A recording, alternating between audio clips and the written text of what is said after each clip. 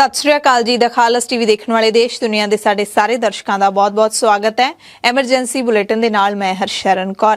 अज दे खास emergency bulletin दे विच तुहानूं दस्सांगे पंजाब समेत भारत ते दुनिया भर दीआं सारीआं वड्डीआं ताज़ा ते अहम खबरां। शुरुआत करांगे पंजाब दीआं खास खबरां तो। सब तो पहली खबर हर आम ते खास दे नाल जुड़ी हुई है।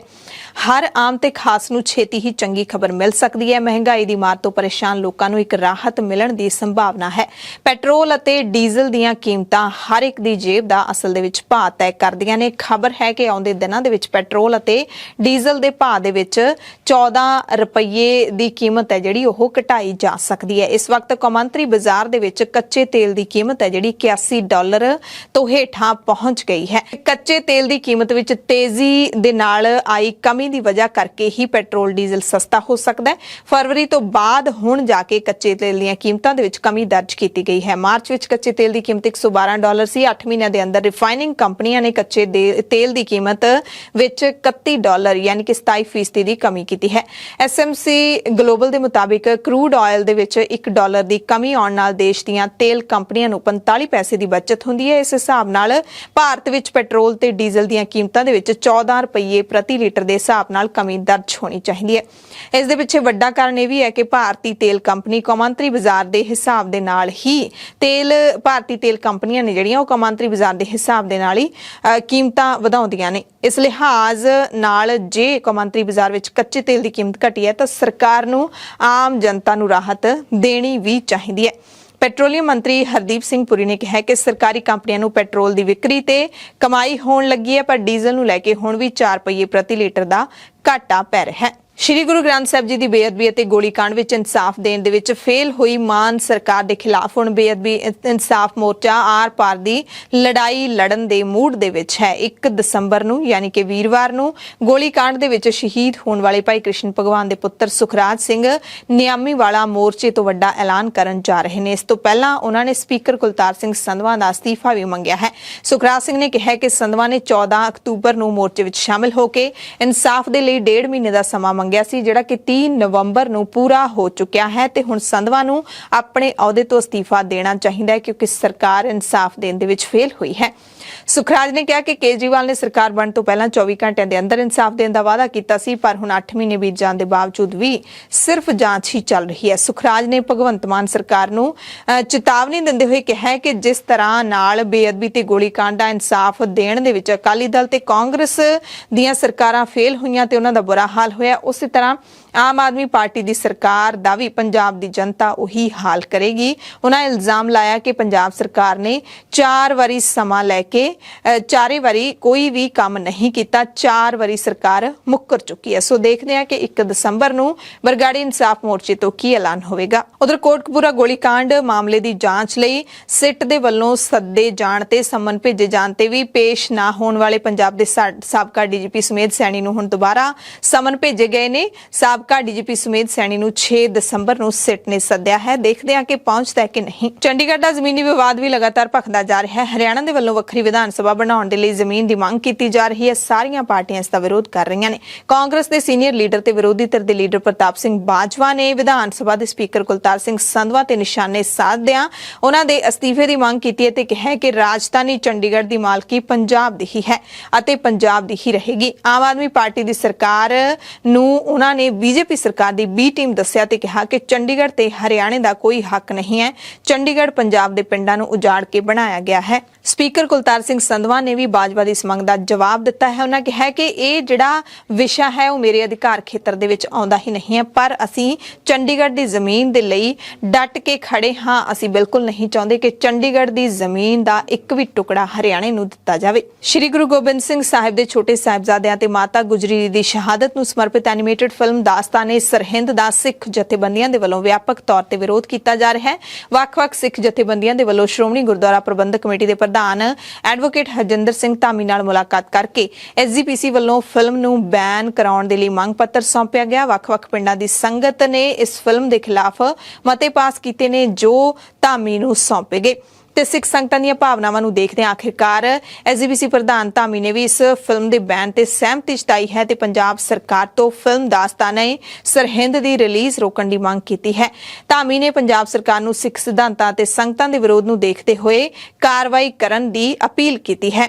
ਇਸ ਮੌਕੇ ਖਾਲਸ ਟੀਵੀ ਦੇ ਨਾਲ ਗੱਲਬਾਤ ਕਰਦੇ ਹੋਏ ਧਾਮੀ ਨੇ ਨਿਰਦੇਸ਼ਕਾਂ ਨੂੰ ਚੇਤਾਵਨੀ ਦਿੱਤੀ ਹੈ ਕਿ ਸਿੱਖਾਂ ਨਾਲ ਸੰਬੰਧਿਤ ਕੋਈ ਵੀ ਫਿਲਮ ਬਣਾਉਣ ਤੋਂ ਪਹਿਲਾਂ 100 ਵਾਰੀ ਸੋਚਿਆ ਕਰੋ। ਕਈ ਵਾਰੀ ਫਿਲਮਾਂ ਦੇ ਵਿੱਚ ਇਹੋ ਜਿਹੀਆਂ ਗੱਲਾਂ ਦਰਸਾਈਆਂ ਜਾਂਦੀਆਂ ਨੇ ਜਿਸ ਦੇ ਨਾਲ ਸਿੱਖ ਭਾਵਨਾਵਾਂ ਨੂੰ ਠੇਸ ਪਹੁੰਚਦੀ ਹੈ। ਸਿੱਖ ਇਤਿਹਾਸ, ਗੁਰ ਇਤਿਹਾਸ, ਇਹ ਜਿਹੜਾ ਸਿੱਖ ਪਰੰਪਰਾਵਾਂ, ਇਹਦੇ ਉੱਤੇ ਸਾਡੇ ਯੋਧਿਆਂ ਨੇ ਆਪਣੀਆਂ ਜਾਨਾਂ ਵਾਰ-ਵਾਰ ਕੇ ਉਹ ਸਿੱਖ ਇਤਿਹਾਸ ਨੂੰ ਕਾਇਮ ਕੀਤਾ। ਕਈ ਵਾਰੀ ਅਸੀਂ ਉਹਨਾਂ ਨਾਲ ਖਿਲਵਾੜ ਕਰਦੇ ਹਾਂ ਫਿਲਮਾਂ ਦੇ ਰੂਪ ਦੇ ਵਿੱਚ, ਕਿਉਂਕਿ ਇਹ ਕਿਰਦਾਰ ਜਿਹੜੇ ਆ ਇਹ ਰੱਬੀ ਕਿਰਦਾਰ ਵਾਂਗੂ ਆਪਣੇ ਇਸ ਧਰਤੀ ਤੇ ਆਏ ਤੇ ਆਪਣੇ ਫਰਜ਼ ਨਿਭਾ ਕੇ ਗੁਰਸਿੱਖੀ ਪ੍ਰਤੀ ਚੱਲ ਗਏ। ਸੋ ਮੈਂ ਸਮੁੱਚੇ ਤੌਰ ਤੇ ਮੇਰੀ ਆਪਣੀ ਵੀ ਭਾਵਨਾ ਆ ਤੇ ਫਿਲਮਾਂ ਬਣਾਉਣ ਵਾਲਿਆਂ ਨੂੰ ਵੀ ਮੈਂ ਬੇਨਤੀ ਕਰਦਾ ਵੀ ਕੋਈ ਵੀ ਧਾਰਮਿਕ ਤੌਰ ਤੇ ਖਾਸ ਕਰਕੇ ਸਿੱਖਾਂ ਨਾਲ ਰਿਲੇਟਡ ਕੋਈ ਵੀ ਫਿਲਮ ਬਣਾਉਣ ਤੋਂ ਪਹਿਲਾਂ 100 ਵਾਰੀ ਸੋਚ ਲਓ, ਕਿਉਂਕਿ ਕਈ ਵਾਰੀ ਅਸੀਂ ਇਹੋ ਜਿਹੀਆਂ ਗੱਲਾਂ ਕਰ ਜਾਂਦੀਆਂ ਜਿਹੜੀਆਂ ਸਿੱਖ ਪਰੰਪਰਾਵਾਂ ਦੇ ਅਨੁਕੂਲ ਨਹੀਂ ਹੁੰਦੀਆਂ।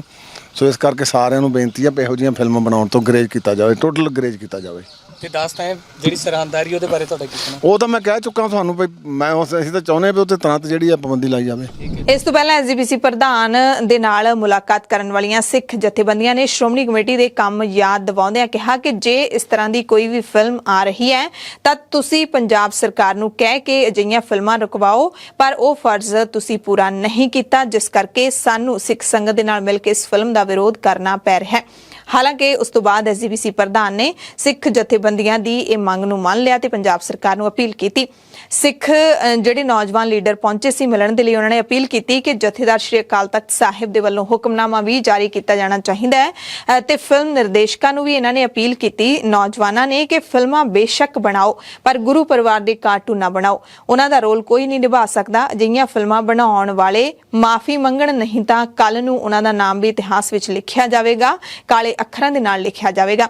ਤੇ ਉਹਨਾਂ ਨੇ ਇਹ ਵੀ ਮੰਗ ਕੀਤੀ ਹੈ ਕਿ ਅਜਿਹੀਆਂ ਫਿਲਮਾਂ ਬਣਾਉਣ ਵਾਲੇ ਨਿਰਦੇਸ਼ਕਾਂ ਨੂੰ ਸ਼੍ਰੀ ਅਕਾਲ ਤਖਤ ਸਾਹਿਬ ਮੂਹਰੇ ਸੀਸ ਝੁਕਾ ਕੇ ਮਾਫੀ ਵੀ ਮੰਗਣੀ ਚਾਹੀਦੀ ਹੈ। ਸਿੱਖ ਲੀਡਰਾਂ ਨੇ ਸਾਰੀ ਸਿੱਖ ਸੰਗਤ ਨੂੰ ਅਪੀਲ ਵੀ ਕੀਤੀ ਹੈ ਕਿ ਇਸ ਕਾਰਟੂਨੀ ਫਿਲਮ ਨੂੰ ਸਿਨੇਮਾ ਘਰਾਂ ਦੇ ਵਿੱਚ ਲੱਗਣ ਤੋਂ ਰੋਕਿਆ ਜਾਵੇ, ਜਿਹੜੀ ਕਿ 2 ਦਸੰਬਰ ਨੂੰ ਰਿਲੀਜ਼ ਹੋਣ ਜਾ ਰਹੀ ਹੈ।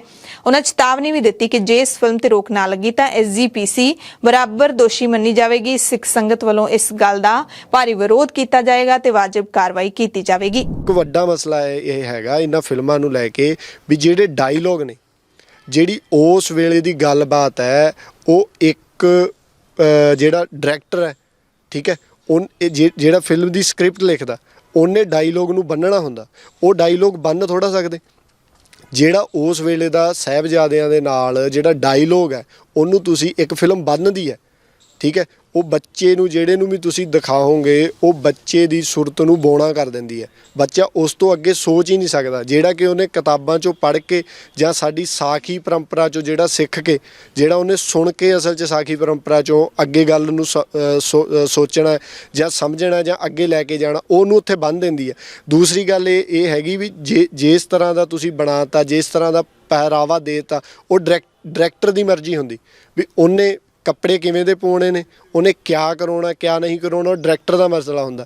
ਇੱਕ ਡਾਇਰੈਕਟਰ ਦੀ ਬੋਣੀ ਸੋਚ ਦੇ ਨਾਲ ਅਸੀਂ ਸਾਡੇ ਉਸ ਇਤਿਹਾਸ ਨੂੰ ਕਿਵੇਂ ਆਪਣਾ ਮਾਪ ਸਕਦੇ ਹਾਂ। ਪਿਛਲੇ ਦਿਨੀ ਮੁੱਖ ਮੰਤਰੀ ਭਗਵੰਤ ਸਿੰਘ ਮਾਨ ਦੇ ਵੱਲੋਂ ਕਿਸਾਨੀ ਧਰਨਿਆਂ ਨੂੰ ਰਿਵਾਜ ਦੇਣ ਦੇ ਨਾਮ ਤੇ ਕਾਫੀ ਵਿਵਾਦ ਹੋ ਗਿਆ ਸੀ। ਕਿਸਾਨ ਕਾਫੀ ਗੁੱਸੇ ਵਿੱਚ ਆ ਗਏ ਸਨ। ਮੰਗ ਵੀ ਕੀਤੀ ਗਈ ਕਿ ਮੁੱਖ ਮੰਤਰੀ ਆਪਣੇ ਇਸ ਬਿਆਨ ਕਰਕੇ ਕਿਸਾਨਾਂ ਤੋਂ ਮਾਫੀ ਮੰਗਣ। ਹਾਲਾਂਕਿ ਮੁੱਖ ਮੰਤਰੀ ਨੇ ਇੱਕ ਵੀ ਸ਼ਬਦ ਨਹੀਂ ਬੋਲਿਆ। ਇਸ ਤੋਂ ਵੀ ਵੱਧ ਹੁਣ ਆਪ ਸਰਕਾਰ ਦੇ ਇੱਕ ਹੋਰ ਕੈਬਨਿਟ ਮੰਤਰੀ ਇੰਦਰਬੀਰ ਸਿੰਘ ਨਿੱਜਰ ਨੇ ਵੀ ਕਿਸਾਨਾਂ ਨੂੰ ਲੈ ਕੇ ਇੱਕ ਵੱਡਾ ਵਿਵਾਦਿਤ ਤੇ ਗੈਰ ਜ਼ਿੰਮੇਦਾਰਾਨਾ ਬਿਆਨ ਦਿੱਤਾ ਹੈ ਤੇ ਇਹਦੇ ਨਾਲ ਉਹ ਕਿਸਾਨਾਂ ਦਾ ਜਿਹੜਾ ਗੁੱਸਾ ਹੈ ਹੋਰ ਵੀ ਝੱਲਣਾ ਪੈ ਸਕਦਾ ਹੈ। ਆਮ ਆਦਮੀ ਪਾਰਟੀ ਦੀ ਸਰਕਾਰ ਨੂੰ ਕਿਸਾਨਾਂ ਦੇ ਵੱਡੇ ਗੁੱਸੇ ਦਾ ਸ਼ਿਕਾਰ ਹੋਣਾ ਪੈ ਸਕਦਾ ਹੈ। ਦਰਅਸਲ ਨਿੱਜਰ ਨੂੰ ਜਦੋਂ ਪਾਣੀ ਦੇ ਹੇਠਾਂ ਡਿੱਗ ਰਹੇ ਪੱਧਰ ਬਾਰੇ ਪੱਤਰਕਾਰਾਂ ਨੇ ਸਵਾਲ ਪੁੱਛਿਆ ਤਾਂ ਨਿੱਜਰ ਨੇ ਕਿਹਾ ਕਿ ਫ੍ਰੀ ਬਿਜਲੀ ਮਿਲਣ ਦੀ ਵਜ੍ਹਾ ਕਰਕੇ ਕਿਸਾਨ ਆਰਾਮ ਪ੍ਰਸਤ ਹੋ ਗਏ ਨੇ। ਇੱਥੇ ਹੀ ਨਹੀਂ ਰੁਕੇ ਕੈਬਨਿਟ ਮੰਤਰੀ ਨਿੱਜਰ, ਉਹਨਾਂ ਨੇ ਕਿਹਾ ਕਿ ਝੋਨਾ ਪੈਦਾ ਕਰਨ ਵਾਲੇ ਪੰਜਾਬੀ ਤਾਂ ਸਭ ਤੋਂ ਬੇਵਕੂਫ ਨੇ, ਯਾਨੀ ਕਿ ਪੰਜਾਬੀਆਂ ਨੂੰ ਸਭ ਤੋਂ ਬੇਵਕੂਫ ਕੌਮ ਕਹਿ ਦਿੱਤਾ।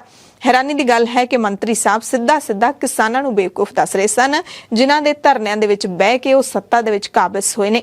निज्जर ने कहा कि किसान ने ਜਿਹੜੇ ਝੋਨਾ पैदा ਕਰਨ ਦੇ ਲਈ ਜ਼ਮੀਨੀ ਪਾਣੀ ਨੂੰ ਖਤਮ ਕਰ ਰਹੇ ਨੇ। ਅੱਧਾ ਪੰਜਾਬ ਰੇਗਿਸਤਾਨ ਬਣਦਾ ਜਾ ਰਿਹਾ ਹੈ। ਕਿਸਾਨ ਨਹਿਰੀ ਪਾਣੀ ਦੀ ਵਰਤੋਂ ਕਰਨਾ ਹੀ ਭੁੱਲ ਚੁੱਕੇ ਨੇ।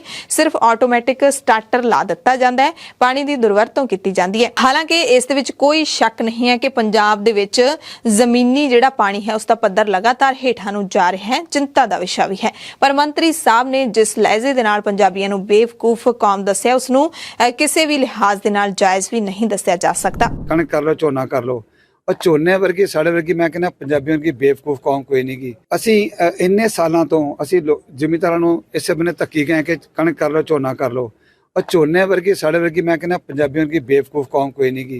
ਜਦੋਂ ਮੈਂ ਨਿੱਕਾ ਹੁੰਦਾ ਸੀ ਅਸੀਂ ਨਹਿਰ ਦਾ ਪਾਣੀ ਖੇਤਾਂ 'ਚ ਲਾਉਂਦੇ ਸੀ, ਹੁਣ ਸਾਡੇ ਨਹਿਰ ਆਉਂਦੀ ਨਹੀਂ ਗੀ। ਲੋਕਾਂ ਨੇ ਜ਼ਿਮੀਂਦਾਰਾਂ ਨੇ ਪਾਣੀ ਲਾਣਾ ਬੰਦ ਕਰਤਾ। ਔਰ ਮੈਂ ਜ਼ਿਮੀਂਦਾਰਾਂ ਨੂੰ ਵੀ ਕਹਿਣਾ ਕਿ ਤੁਸੀਂ ਅੱਜ ਕੱਲ੍ਹ ਆਰਾਮ ਪ੍ਰਸਤ ਹੋ ਗਏ ਹੋ, ਕਿਉਂਕਿ ਪਾਣੀ ਮੰਗਦੇ ਨਹੀਂ ਗਏ ਔਰ ਜਿਹੜੇ ਡਿਪਾਰਟਮੈਂਟ ਦੇ ਬੰਦੇ ਉਹ ਨਹਿਰਾਂ 'ਚ ਪਾਣੀ ਘੱਲਦੇ ਨਹੀਂ ਗਏ। ਅੱਗੇ ਲੋਕੀ ਲੜਦੇ ਸੀ ਪਾਣੀ ਵਾਸਤੇ, ਹੁਣ ਲੋਕਾਂ ਨੂੰ ਕਿਉਂਕਿ ਜ਼ਮੀਨ 'ਚੋਂ ਪਾਣੀ ਮੁਫਤ ਮਿਲ ਜਾਂਦਾ, ਬੱਤੀ ਮੁਫਤ ਹੈ, ਸਟਾਰਟਰ ਨੱਪਣ ਦੀ ਲੋੜ ਨਹੀਂ ਪੈਂਦੀ। ਸਟਾਰਟਰ ਹਮੇਸ਼ਾ ਪ੍ਰੈਸਡ ਹੀ ਹੁੰਦਾ ਇਹਨਾਂ ਦਾ, ਆਟੋ ਸਟਾਰਟ ਤੇ ਹੁੰਦਾ। ਜਦੋਂ ਲਾਈਟ ਆ ਗਈ ਮੋਟਰ ਚੱਲ ਪੈਂਦੀ, ਲਾਈਟ ਗਈ ਤੇ ਮੋਟਰ ਬੰਦ ਹੋ ਜਾਂਦੀ ਆ।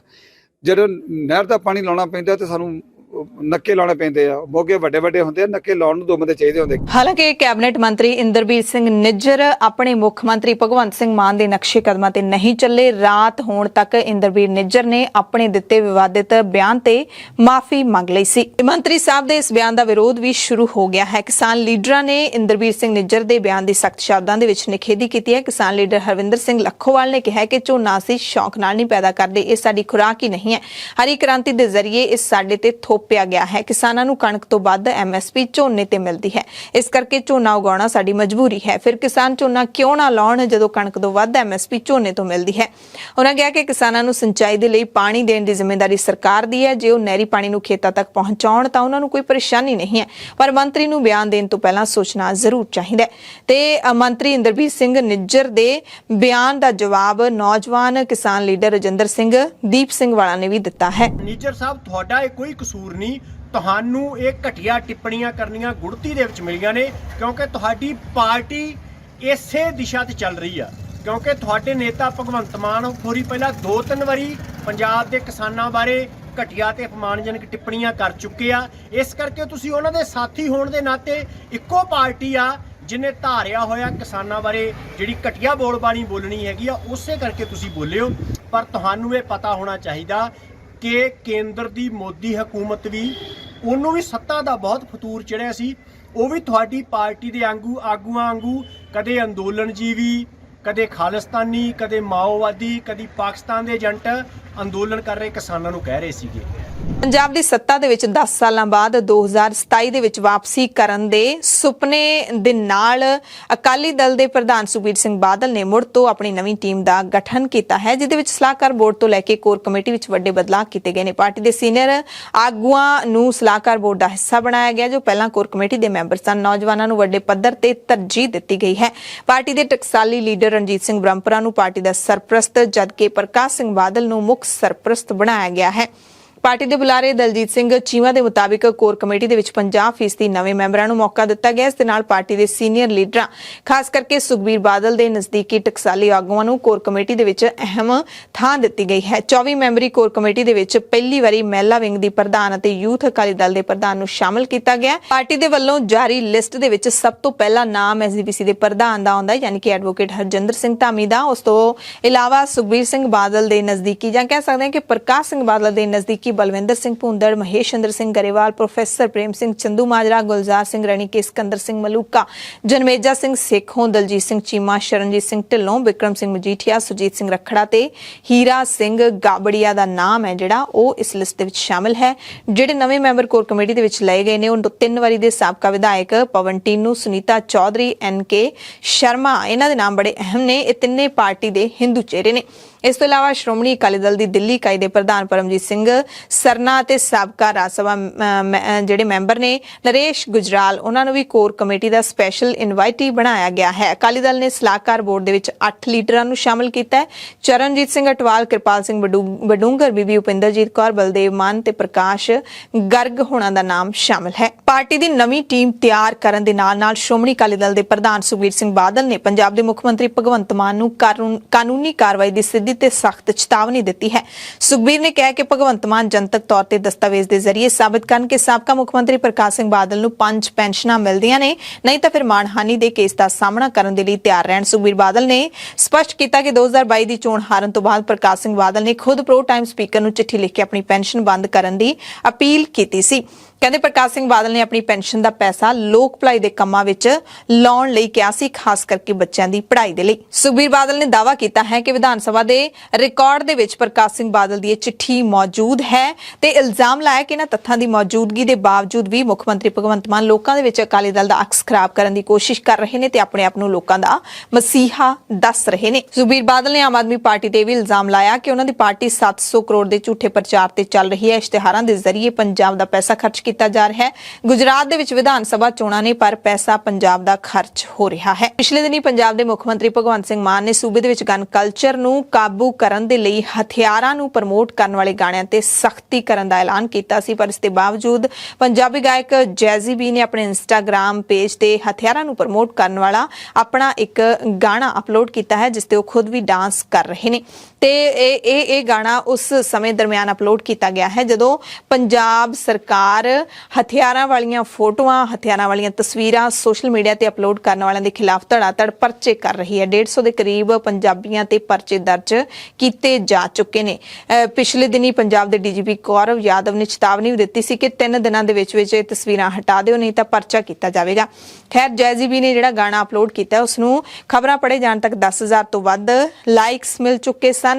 ਹਾਲਾਂਕਿ ਜੈਜ਼ੀ ਬੀ NRI ਨੇ, ਭਾਰਤ ਵਿੱਚ ਨਹੀਂ ਰਹਿੰਦੇ, ਕੈਨੇਡਾ ਵਿੱਚ ਰਹਿੰਦੇ ਨੇ, ਇਸ ਕਰਕੇ ਸਵਾਲ ਤਾਂ ਨਹੀਂ ਬਣਦਾ ਕਿ ਪੰਜਾਬ ਸਰਕਾਰ ਜੈਜ਼ੀ ਦੇ ਖਿਲਾਫ ਕਾਰਵਾਈ ਕਰੇਗੀ ਜਾਂ ਨਹੀਂ।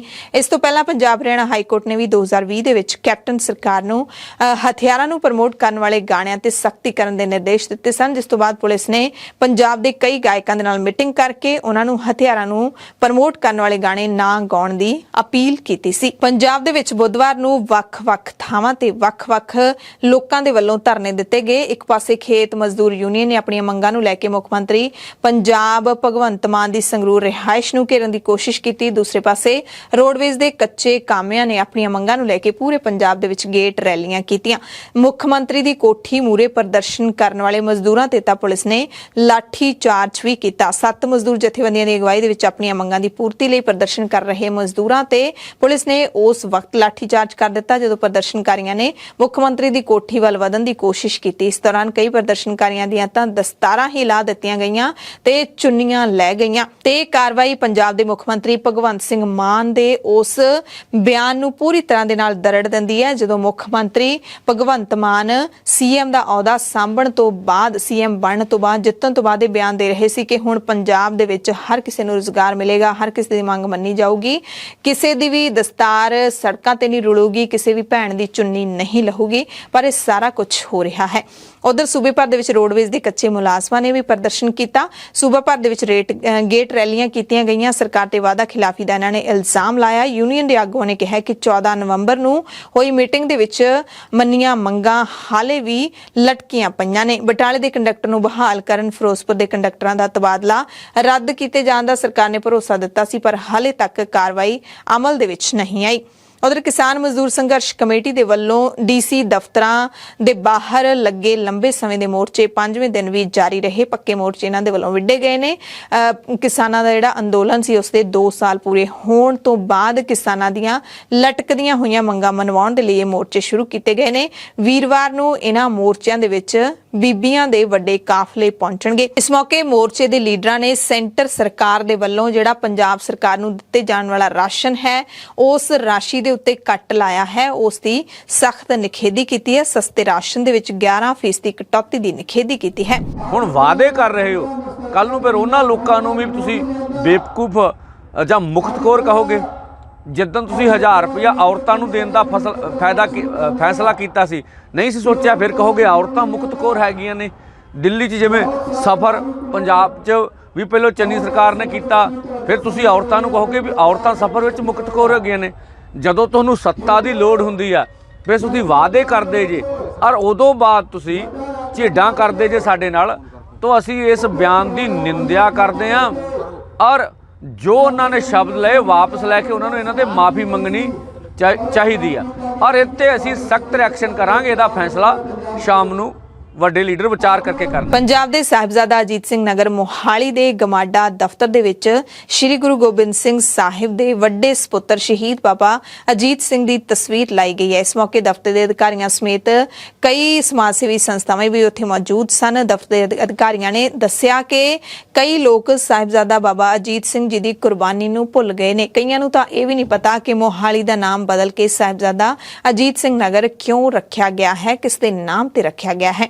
ਉਹਨਾਂ ਕਿਹਾ ਕਿ ਲੋਕਾਂ ਨੂੰ ਸਾਹਿਬਜ਼ਾਦਾ ਅਜੀਤ ਸਿੰਘ ਜੀ ਦੇ ਇਤਿਹਾਸ ਤੋਂ ਜਾਣੂ ਕਰਵਾਉਣ ਦੇ ਲਈ ਇਹ ਉਪਰਾਲਾ ਕੀਤਾ ਗਿਆ ਹੈ। ਸਾਹਿਬਜ਼ਾਦਾ ਬਾਬਾ ਅਜੀਤ ਸਿੰਘ ਸ੍ਰੀ ਗੁਰੂ ਗੋਬਿੰਦ ਸਿੰਘ ਸਾਹਿਬ ਦੇ ਸਭ ਤੋਂ ਵੱਡੇ ਸਪੁੱਤਰ ਸਨ। ਚਮਕੌਰ ਦੀ ਜੰਗ ਦੇ ਵਿੱਚ ਉਹਨਾਂ ਦੀ ਲਾਸਾਨੀ ਸ਼ਹਾਦਤ ਹੋਈ ਸੀ। 2003 ਦੇ ਵਿੱਚ ਜਾਰੀ ਨਾਨਕਸ਼ਾਹੀ ਕੈਲੰਡਰ ਨੂੰ ਮੁੜ ਤੋਂ ਲਾਗੂ ਕਰਨ ਦੀ ਮੰਗ ਨੇ ਜ਼ੋਰ ਫੜਨਾ ਸ਼ੁਰੂ ਕਰ ਦਿੱਤਾ ਹੈ। ਕੇਂਦਰੀ ਸ੍ਰੀ ਗੁਰੂ ਸਿੰਘ ਸਭਾ ਨੇ ਐਸਜੀਪੀਸੀ ਦੇ ਪ੍ਰਧਾਨ ਐਡਵੋਕੇਟ ਹਰਜਿੰਦਰ ਸਿੰਘ ਧਾਮੀ ਨੂੰ ਮੰਗ ਪੱਤਰ ਸੌਂਪ ਕੇ ਕਿਹਾ ਕਿ ਉਹ 2003 ਦੇ ਵਿੱਚ ਤਤਕਾਲੀ ਜਥੇਦਾਰ ਗਿਆਨੀ ਜੋਗਿੰਦਰ ਸਿੰਘ ਵਿਦਾਂਤੀ ਦੇ ਵੱਲੋਂ ਜਾਰੀ ਮੂਲ ਨਾਨਕਸ਼ਾਹੀ ਕੈਲੰਡਰ ਨੂੰ ਲਾਗੂ ਕਰਨ ਤੇ ਮੁੜ ਵਿਚਾਰ ਕਰਨ। ਜਥੇਬੰਦੀ ਨੇ ਹੈਰਾਨੀ ਜ਼ਾਹਿਰ ਕਰਦੇ ਹੋਏ ਕਿਹਾ ਕਿ 2010 ਦੇ ਵਿੱਚ ਬਿਨਾਂ ਕਿਸੇ ਕਾਰਨ ਦੇ 2 ਮੈਂਬਰੀ ਕਮੇਟੀ ਦੀ ਸਿਫਾਰਿਸ਼ ਤੇ ਇਸ ਕੈਲੰਡਰ ਦੀ ਥਾਂ ਮਿਲਿਆ ਜੁਲਿਆ ਕੈਲੰਡਰ ਜਾਰੀ ਕਰ ਦਿੱਤਾ ਗਿਆ, ਜਿਸ ਕਾਰਨ ਪਿਛਲੇ 1 ਦਹਾਕੇ ਤੋਂ ਕੌਮ ਦੇ ਵਿੱਚ ਦੁਵਿਧਾ ਬਣੀ ਹੋਈ ਹੈ। ਕੇਂਦਰੀ ਸ੍ਰੀ ਗੁਰੂ ਸਿੰਘ ਸਭਾ ਨੇ ਕਿਹਾ ਕਿ ਸਿੱਖ ਕੌਮ ਪੂਰੀ ਦੁਨੀਆ 'ਚ ਫੈਲ ਚੁੱਕੀ ਹੈ, ਇਸ ਲਈ ਕੌਮੀ ਕੈਲੰਡਰ ਵੀ ਸਮੇਂ ਦੇ ਹਾਣੀ ਹੋਣਾ ਚਾਹੀਦਾ। ਉਹਨਾਂ ਮੰਗ ਕੀਤੀ ਕਿ ਸ੍ਰੀ ਅਕਾਲ ਤਖਤ ਸਾਹਿਬ ਦੀ ਨਿਗਰਾਨੀ ਹੇਠ ਨਿਰਪੱਖ ਵਿਦਵਾਨਾਂ ਦੀ ਇੱਕ ਕਮੇਟੀ ਬਣਾਈ ਜਾਵੇ। ਉਹ ਕਮੇਟੀ ਇੱਕ ਖਾਸ ਸਮਾਂ ਸੀਮਾ ਤੈਅ ਕਰਕੇ ਨਾਨਕਸ਼ਾਹੀ ਕੈਲੰਡਰ ਬਾਰੇ ਸੰਗਤ ਤੋਂ ਇਤਰਾਜ਼ ਅਤੇ ਸੁਝਾਅ ਮੰਗੇ ਅਤੇ ਫਿਰ ਪਾਰਦਰਸ਼ੀ ਤਰੀਕੇ ਦੇ ਨਾਲ ਵਿਚਾਰ ਕਰਕੇ ਕੈਲੰਡਰ ਸੰਬੰਧੀ ਪਈ ਹੋਈ ਦੁਵਿਧਾ ਨੂੰ ਦੂਰ ਕਰੇ। ਇਸ ਤੋਂ ਪਹਿਲਾਂ ਸ਼੍ਰੋਮਣੀ ਅਕਾਲੀ ਦਲ ਦਿੱਲੀ ਇਕਾਈ ਦੇ ਪ੍ਰਧਾਨ ਪਰਮਜੀਤ ਸਿੰਘ ਸਰਨਾ ਨੇ ਵੀ ਸ੍ਰੀ ਅਕਾਲ ਤਖਤ ਸਾਹਿਬ ਦੇ ਜਥੇਦਾਰ ਨੂੰ ਅਪੀਲ ਕੀਤੀ ਸੀ ਕਿ ਸ੍ਰੀ ਗੁਰੂ ਗੋਬਿੰਦ ਸਿੰਘ ਸਾਹਿਬ ਦਾ ਪ੍ਰਕਾਸ਼ ਦਿਹਾੜਾ 2003 ਦੇ ਵਿੱਚ ਜਾਰੀ ਨਾਨਕਸ਼ਾਹੀ ਕੈਲੰਡਰ ਮੁਤਾਬਿਕ 5 ਜਨਵਰੀ ਨੂੰ ਹੀ ਫਿਕਸ ਕੀਤਾ ਜਾਵੇ, ਕਿਉਂਕਿ ਪਿਛਲੇ ਕਈ ਸਾਲਾਂ ਤੋਂ ਸ੍ਰੀ ਗੁਰੂ ਗੋਬਿੰਦ ਸਿੰਘ ਸਾਹਿਬ ਦਾ ਪ੍ਰਕਾਸ਼ ਦਿਹਾੜਾ ਕਈ ਵਾਰੀ ਤਾਂ 1 ਸਾਲ ਦੇ ਵਿੱਚ 2 ਵਾਰੀ ਆ ਜਾਂਦਾ ਹੈ ਤੇ 1 ਸਾਲ ਦੇ ਵਿੱਚ ਆਉਂਦਾ ਹੀ ਨਹੀਂ ਹੈ। ਇਸ ਵਾਰ ਵੀ ਗੁਰੂ ਸਾਹਿਬ ਦਾ ਪ੍ਰਕਾਸ਼ ਦਿਹਾੜਾ ਸਾਹਿਬਜ਼ਾਦਿਆਂ ਦੇ ਸ਼ਹੀਦੀ ਦਿਹਾੜੇ ਤੋਂ ਅਗਲੇ ਦਿਨ ਹੈ। ਜਦੋਂ ਸੰਗਤਾਂ ਸ਼ਹੀਦੀ ਦਾ ਸੋਗ ਮਨਾ ਰਹੀਆਂ ਹੁੰਦੀਆਂ ਨੇ, ਅਗਲੇ ਦਿਨ ਸੰਗਤਾਂ ਨੇ ਜਿਹੜੀਆਂ ਉਹ ਗੁਰੂ ਸਾਹਿਬ ਦਾ ਪ੍ਰਕਾਸ਼ ਦਿਹਾੜਾ ਮਨਾ ਰਹੀਆਂ ਹੁੰਦੀਆਂ ਨੇ, ਜਿਹੜਾ ਕਿ ਸੋਭਦਾ ਵੀ ਨਹੀਂ ਹੈ ਤੇ ਸੰਗਤਾਂ ਦੇ ਵਿੱਚ ਦੁਬਿਧਾ ਪੈਦਾ ਹੁੰਦੀ ਹੈ। ਸਾਲ 2022 ਜਾਂਦੇ ਜਾਂਦੇ ਵੀ ਪੰਜਾਬੀ ਗਾਇਕ ਦਲੇਰ ਮਹਿੰਦੀ ਦੇ ਲਈ ਇੱਕ ਹੋਰ ਵੱਡੀ ਮੁਸੀਬਤ ਲੈ ਕੇ ਆਇਆ। ਕਬੂਤਰਬਾਜ਼ੀ ਦੇ ਵਿੱਚ ਪਹਿਲਾਂ 3 ਮਹੀਨੇ ਜੇਲ੍ਹ ਜਾਣਾ ਪਿਆ, ਕਿਸੇ ਤਰ੍ਹਾਂ ਹਾਈਕੋਰਟ ਤੋਂ ਜ਼ਮਾਨਤ ਮਿਲੀ, ਹਾਈਕੋਰਟ ਦੇ ਵੱਲੋਂ ਰਿਹਾਈ ਮਿਲੀ ਤੇ ਹੁਣ ਗੁਰੂਗ੍ਰਾਮ ਜ਼ਿਲ੍ਹਾ ਪ੍ਰਸ਼ਾਸਨ ਨੇ ਦਲੇਰ ਮਹਿੰਦੀ ਦਾ ਫਾਰਮ ਹਾਊਸ ਸੀਲ ਕਰ ਦਿੱਤਾ ਹੈ। ਸੋਨਾ ਦੇ ਵਿੱਚ ਦਮਦਮਾ ਝੀਲ ਦੇ ਨੇੜੇ ਬਣੇ ਗਾਇਕ ਦਲੇਰ ਮਹਿੰਦੀ ਸਮੇਤ 3 ਹੋਰ ਲੋਕਾਂ ਦਾ ਫਾਰਮ ਹਾਊਸ ਬਣਿਆ ਹੋਇਆ ਹੈ। ਜ਼ਿਲ੍ਹਾ ਟਾਊਨ ਪਲਾਨਰ ਅਮਿਤ ਮਧੋਲੀਆ ਨੇ ਕਿਹਾ ਕਿ ਝੀਲ ਦੇ ਕੈਚਮੈਂਟ ਖੇਤਰ ਦੇ ਵਿੱਚ ਬਣਾਏ ਗਏ ਅਣਅਧਿਕਾਰਿਤ ਫਾਰਮ ਹਾਊਸ ਨੇ। ਇਹਨਾਂ 3 ਫਾਰਮ ਹਾਊਸਾਂ ਨੂੰ ਸੀਲ ਕੀਤਾ ਗਿਆ ਹੈ। ਅਰਾਵਲੀ ਰੇਂਜ ਦੇ ਵਿੱਚ ਬਿਨਾਂ ਕਿਸੇ ਇਜਾਜ਼ਤ ਦੇ ਬਣਾਏ ਗਏ ਨੇ। ਪੰਜਾਬ ਹਰਿਆਣਾ ਹਾਈ ਕੋਰਟ ਨੇ ਫਿਲਮ ਮਸੰਦ ਤੇ ਰੋਕ ਲਾਉਣ ਤੋਂ ਇਨਕਾਰ ਕਰ ਦਿੱਤਾ ਹੈ। ਨਿਹੰਗ ਰਣਜੀਤ ਸਿੰਘ ਫੂਲਾ ਨੇ ਪਟੀਸ਼ਨ ਪਾ ਕੇ ਇਸ ਤੇ ਰੋਕ ਲਾਉਣ ਦੀ ਮੰਗ ਕੀਤੀ ਸੀ। ਉਹ ਤਰਨਾ ਦਲ ਮਿਸਲ ਸ਼ਹੀਦ ਭਾਈ ਤਾਰੂ ਸਿੰਘ ਪੂਲਾ ਨਾਮ ਦੀ ਨਿਹੰਗ ਜਥੇਬੰਦੀ ਦੇ ਮੁਖੀ ਨੇ। ਉਹਨਾਂ ਨੇ ਫਿਲਮ ਦਾ ਟ੍ਰੇਲਰ ਦੇਖਣ ਤੋਂ ਬਾਅਦ ਫਿਲਮ ਨੂੰ ਅਦਾਲਤ ਦੇ ਵਿੱਚ ਚੁਣੌਤੀ ਦਿੱਤੀ ਸੀ। ਕਿਹਾ ਗਿਆ ਕਿ ਫਿਲਮ ਰਿਲੀਜ਼ ਹੋਣ ਦੇ ਨਾਲ ਸਿੱਖਾਂ ਦੀਆਂ ਭਾਵਨਾਵਾਂ ਨੂੰ ਠੇਸ ਪਹੁੰਚੂਗੀ ਅਤੇ ਨਫ਼ਰਤ ਦੀਆਂ ਭਾਵਨਾਵਾਂ ਪੈਦਾ ਹੋਣਗੀਆਂ। ਪਟੀਸ਼ਨ ਕਰਤਾ ਦਾ ਇਲਜ਼ਾਮ ਸੀ ਕਿ ਅਜੀਤ ਸਿੰਘ ਪੂਲਾ ਦੀ ਜ਼ਿੰਦਗੀ ਤੇ ਫਿਲਮ ਬਣੀ ਹੈ, ਜਿਸ ਦਾ ਕੁਝ ਲੋਕਾਂ ਨੇ ਕਤਲ ਕਰ ਦਿੱਤਾ ਸੀ। ਅਖੌਤੀ ਨਿਹੰਗ ਉਹਨਾਂ ਨੇ ਇਸ ਨੂੰ ਦੱਸਿਆ। ਪਟੀਸ਼ਨ ਕਰਤਾ ਰਣਜੀਤ ਸਿੰਘ ਫੂਲਾ ਨੇ ਕਿਹਾ ਕਿ ਫਿਲਮ ਦੇ ਵਿੱਚ ਕਤਲ ਕਰਨ ਵਾਲਿਆਂ ਨੂੰ ਹੀਰੋ ਦੱਸਿਆ ਗਿਆ। ਫਿਲਮ ਦੇ ਵਿੱਚ ਨਿਹੰਗਾਂ ਦੇ ਪਹਿਰਾਵੇ ਨੂੰ ਗਲਤ ਤਰੀਕੇ ਦੇ ਨਾਲ ਪੇਸ਼ ਕੀਤਾ ਗਿਆ। ਨਿਹੰਗ ਅਜੀਤ ਸਿੰਘ ਪੂਲਾ ਤੇ ਪੰਜਾਬ ਦੇ ਕਾਲੇ ਦੌਰ ਦੇ ਵਿੱਚ ਕਈ ਸਿੱਖਾਂ ਦੇ ਕਤਲ ਕਰਨ ਤੇ ਕਰਵਾਉਣ ਦਾ ਇਲਜ਼ਾਮ ਲੱਗਿਆ ਸੀ। ਉਸ ਨੂੰ ਸਰਕਾਰੀ ਟਾਊਟ ਕਿਹਾ ਜਾਂਦਾ ਸੀ, ਇਸੇ ਕਰਕੇ ਉਸ ਨੂੰ ਕਤਲ ਕਰ ਦਿੱਤਾ ਗਿਆ ਸੀ। ਜਦੋਂ ਅਜੀਤ ਸਿੰਘ ਪੂਲਾ ਨੂੰ ਪੁਲਿਸ ਨੇ ਗ੍ਰਿਫਤਾਰ ਕੀਤਾ ਸੀ ਤਾਂ ਜੇਲ੍ਹ ਦੇ ਵਿੱਚ ਸਜ਼ਾ ਕੱਟਣ ਦੌਰਾਨ ਉਸ ਨੂੰ ਜਿਉਂਦਾ ਸਾੜ ਕੇ ਜੇਲ੍ਹ ਦੇ ਵਿੱਚ ਹੀ ਮਾਰ ਦਿੱਤਾ ਗਿਆ ਸੀ। ਹਾਈ ਕੋਰਟ ਨੇ ਨਿਹੰਗਾਂ ਦੀ ਪੁਸ਼ਾਕ ਅਤੇ ਫਿਲਮ ਤੇ ਰੋਕ ਲਾਉਣ ਤੋਂ ਇਨਕਾਰ ਕਰਨ ਤੋਂ ਬਾਅਦ ਅਹਿਮ ਟਿੱਪਣੀ ਵੀ ਕੀਤੀ। ਹਾਈ ਕੋਰਟ ਨੇ ਫਿਲਮ ਤੇ ਰੋਕ ਲਾਉਣ ਤੋਂ ਇਨਕਾਰ ਕਰਨ ਤੋਂ ਇਲਾਵਾ ਨਿਹੰਗ ਸਿੰਘਾਂ ਦੇ ਪਹਿਰਾਵੇ ਤੇ ਵੀ ਇੱਕ ਅਹਿਮ ਟਿੱਪਣੀ ਕੀਤੀ ਹੈ, ਜਿਸ ਨੂੰ ਵਿਵਾਦਿਤ ਵੀ ਕਿਹਾ ਜਾ ਸਕਦਾ ਹੈ। ਜਸਟਿਸ ਭਾਰਦਵਾਜ ਨੇ ਕਿਹਾ ਕਿ ਸ਼ੁਰੂਆਤ ਦੇ ਵਿੱਚ ਵੇਖਣ ਤੋਂ ਬਾਅਦ ਫਿਲਮ ਕਿਸੇ ਲੀਡਰ ਤੇ ਆਧਾਰਿਤ ਨਹੀਂ ਜਾਪਦੀ ਤੇ ਬਾਇਓਗ੍ਰਾਫੀ ਵੀ ਨਹੀਂ ਹੈ। ਇਹ ਭਾਵੇਂ ਸੱਚੀਆਂ ਘਟਨਾਵਾਂ ਤੋਂ ਪ੍ਰਭਾਵਿਤ ਹੋਣ ਦਾ ਦਾਅਵਾ ਕਰਦੀ ਹੈ, ਪਰ ਇਸ ਦੀ ਹੂਬਹੂ ਕਾਪੀ ਨਹੀਂ ਹੈ, ਇਸ ਲਈ ਫਿਲਮ ਤੇ ਰੋਕ ਨਹੀਂ ਲਾਈ ਜਾ ਸਕਦੀ। ਅਦਾਲਤ ਨੇ ਨਿਹੰਗਾਂ ਦੇ ਸਿੱਖ ਧਰਮ ਦੇ ਵਿੱਚ ਰੋਲ ਨੂੰ ਲੈ ਕੇ ਵੀ ਅਹਿਮ ਟਿੱਪਣੀ ਕੀਤੀ ਹੈ। ਅਦਾਲਤ ਨੇ ਕਿਹਾ ਕਿ ਸਿੱਖ ਧਰਮ ਨਿਹੰਗ ਨੇ ਜਿਹੜੇ ਉਹ ਸਿੱਖ ਧਰਮ ਨੂੰ ਮੰਨਣ ਵਾਲੇ ਨੇ, ਪਰ ਆਪਣੇ ਆਪ ਦੇ ਵਿੱਚ ਉਹ ਕੋਈ ਧਰਮ ਨਹੀਂ ਹਨ। ਜੋ ਪੋਸ਼ਾਕ ਪਹਿਰਾਵਾ ਉਹਨਾਂ ਨੂੰ ਮਿਲਿਆ ਉਹ ਸੱਭਿਆਚਾਰ ਦਾ ਹਿੱਸਾ ਹੈ, ਉਹ ਕਿਸੇ ਵੱਖਰੇ ਧਰਮ ਦਾ ਹਿੱਸਾ ਨਹੀਂ ਹੈ। ਅਦਾਲਤ ਨੇ ਕਿਹਾ ਕਿ ਨਿਹੰਗ ਜਥੇਬੰਦੀਆਂ ਦਾ ਬਾਣਾ ਜਿਹੜਾ 5 ਕਕਾਰਾਂ ਦੇ ਬਰਾਬਰ ਨਹੀਂ ਹੈ ਤੇ 5 ਕਕਾਰ ਨੇ ਜਿਹੜੇ ਉਹ ਹੀ ਸਿੱਖ ਧਰਮ ਦਾ ਅਹਿਮ ਅੰਗ ਨੇ। ਗੁਜਰਾਤ ਵਿਧਾਨ ਸਭਾ ਚੋਣਾਂ ਨੂੰ ਲੈ ਕੇ ਮੈਦਾਨ ਪੂਰੀ ਤਰ੍ਹਾਂ ਦੇ ਨਾਲ ਭਖਿਆ ਹੋਇਆ। ਵੋਟਾਂ ਤੋਂ ਇੱਕ ਦਿਨ ਪਹਿਲਾਂ ਗੁਜਰਾਤ ਪਹੁੰਚੇ ਹੋਏ ਪੰਜਾਬ ਦੇ ਮੁੱਖ ਮੰਤਰੀ ਭਗਵੰਤ ਸਿੰਘ ਮਾਨ ਨੇ ਵੀ ਹੁਣ ਗੁਜਰਾਤ ਦੇ ਵਿੱਚ ਸਰਕਾਰ ਬਣਾਉਣ ਦਾ ਦਾਅਵਾ ਕੀਤਾ ਹੈ। ਮਾਨ ਇੱਥੇ ਬਿਜਲੀ ਦੇ 25,000 ਜ਼ੀਰੋ ਬਿੱਲ ਲੈ ਕੇ ਪਹੁੰਚੇ ਨੇ, ਜਿਹੜੇ ਕਿ ਪੰਜਾਬੀਆਂ ਦੇ ਹਨ। ਇਹਨਾਂ ਦੀ ਰਕਮ ਕਹਿੰਦੇ ਜ਼ੀਰੋ ਆਈ ਹੈ। 25,000 ਪੰਜਾਬੀਆਂ ਦੇ ਅਸੀਂ ਜ਼ੀਰੋ ਬਿੱਲ ਲੈ ਕੇ ਆਏ ਹਾਂ। ਕਹਿੰਦੇ ਜੇ ਤੁਸੀਂ ਸਾਡੀ ਸਰਕਾਰ ਗੁਜਰਾਤ ਦੇ ਵਿੱਚ ਬਣਾਓਗੇ ਤਾਂ ਗੁਜਰਾਤ ਦੇ ਲੋਕਾਂ ਨੂੰ ਵੀ ਬਿਜਲੀ ਦੇ ਬਿੱਲ ਇਸੇ ਤਰ੍ਹਾਂ ਹੀ ਆਉਣਗੇ, ਜ਼ੀਰੋ ਬਿੱਲ ਆਉਣਗੇ, ਕੋਈ ਪੈਸਾ ਨਹੀਂ ਭਰਨਾ ਪਏਗਾ। ਕਹਿੰਦੇ ਅਸੀਂ ਜੋ ਕਹਿੰਦੇ ਹਾਂ ਉਹ ਕਰਦੇ ਵੀ ਹਾਂ ਤੇ ਗੁਜਰਾਤ ਦੇ ਵਿੱਚ ਵੀ ਅਸੀਂ ਕਰ ਸਕਦੇ ਹਾਂ ਜੇ ਅਸੀਂ ਪੰਜਾਬ ਦੇ ਵਿੱਚ ਕੀਤਾ ਹੈ। ਦਰਅਸਲ ਆਮ ਆਦਮੀ ਪਾਰਟੀ ਨੇ ਪੰਜਾਬ ਦੀ ਤਰ੍ਹਾਂ ਗੁਜਰਾਤ ਦੇ ਵਿੱਚ ਵੀ ਸੱਤਾ ਵਿੱਚ ਆਉਣ ਤੇ ਹਰ ਮਹੀਨੇ 300 ਯੂਨਿਟ ਮੁਫਤ ਬਿਜਲੀ ਦੇਣ ਦਾ ਵਾਅਦਾ ਕੀਤਾ ਹੈ। 182 ਮੈਂਬਰੀ ਗੁਜਰਾਤ ਵਿਧਾਨ ਸਭਾ ਚੋਣਾਂ ਦੇ ਲਈ 1 ਦਸੰਬਰ ਨੂੰ ਵੋਟਾਂ ਪੈਣਗੀਆਂ। 2 ਪੜਾਵਾਂ ਦੇ ਵਿੱਚ ਵੋਟਾਂ ਪੈ ਰਹੀਆਂ ਨੇ। ਪਹਿਲੇ ਪੜਾਅ ਦੇ ਲਈ 1 ਦਸੰਬਰ ਨੂੰ ਤੇ ਦੂਸਰੇ ਪੜਾਅ ਦੇ ਲਈ 5 ਦਸੰਬਰ ਨੂੰ ਵੋਟਾਂ ਪੈਣਗੀਆਂ। ਸਾਬਕਾ ਅਕਾਲੀ ਲੀਡਰ ਸੁੱਚਾ ਸਿੰਘ ਲੰਗਾਹ ਨੂੰ ਸ਼੍ਰੀ ਅਕਾਲ ਤਖਤ ਸਾਹਿਬ ਦੇ ਵੱਲੋਂ ਮਾਫੀ ਦਿੱਤੇ ਜਾਣ ਤੇ ਸਿੱਖ ਜਥੇਬੰਦੀਆਂ ਦੇ ਵਿੱਚ ਜਿੱਥੇ ਭਾਰੀ ਰੋਸ ਹੈ, ਉੱਥੇ ਸਿਆਸੀ ਲੀਡਰ ਵੀ ਅਕਾਲ ਤਖਤ ਸਾਹਿਬ ਦੇ ਜਥੇਦਾਰ ਨੂੰ ਇਸ ਫੈਸਲੇ ਨੂੰ ਲੈ ਕੇ ਘੇਰ ਰਹੇ ਨੇ। ਸਾਬਕਾ deputy speaker B Davinder Singh ਨੇ ਕਿਹਾ ਕਿ ਸਿੰਘ ਸਾਹਿਬ ਦਾ ਇਹ ਐਲਾਨ ਦੇ ਵਿੱਚ ਇੱਕ ਵੱਡਾ ਅਸੰਗਤ ਕਥਨ ਹੈ ਕਿ ਸੁੱਚਾ ਸਿੰਘ ਲੰਗਾਹ ਆਪਣੀ ਧਾਰਮਿਕ ਤਨਖਾਹ ਦੀਆਂ ਸਾਰੀਆਂ ਸ਼ਰਤਾਂ ਤੇ ਅਵਧੀ ਪੂਰੀ ਕਰਨ ਉਪਰੰਤ ਸਿੱਖ ਪੰਥ ਵਿੱਚ ਮੁੜ ਸ਼ਾਮਿਲ ਹੋ ਸਕੇਗਾ, ਪਰ 5 ਸਾਲਾਂ ਤੱਕ ਉਹ ਸ਼੍ਰੋਮਣੀ ਗੁਰਦੁਆਰਾ ਪ੍ਰਬੰਧਕ ਕਮੇਟੀ ਜਾਂ ਕਿਸੇ ਵੀ ਹੋਰ ਗੁਰਦੁਆਰਾ ਕਮੇਟੀ ਦਾ ਮੈਂਬਰ ਨਹੀਂ ਬਣ ਸਕੇਗਾ, ਨਾ ਹੀ ਸਿੱਖ ਪੰਥ ਨਾਲ ਸੰਬੰਧਿਤ ਕਿਸੇ ਵੀ ਧਾਰਮਿਕ ਗਤੀਵਿਧੀ ਦਾ ਹਿੱਸਾ ਬਣੇਗਾ। ਕਹਿੰਦੇ ਇਹ ਕਿਵੇਂ ਹੋ ਸਕਦਾ ਹੈ?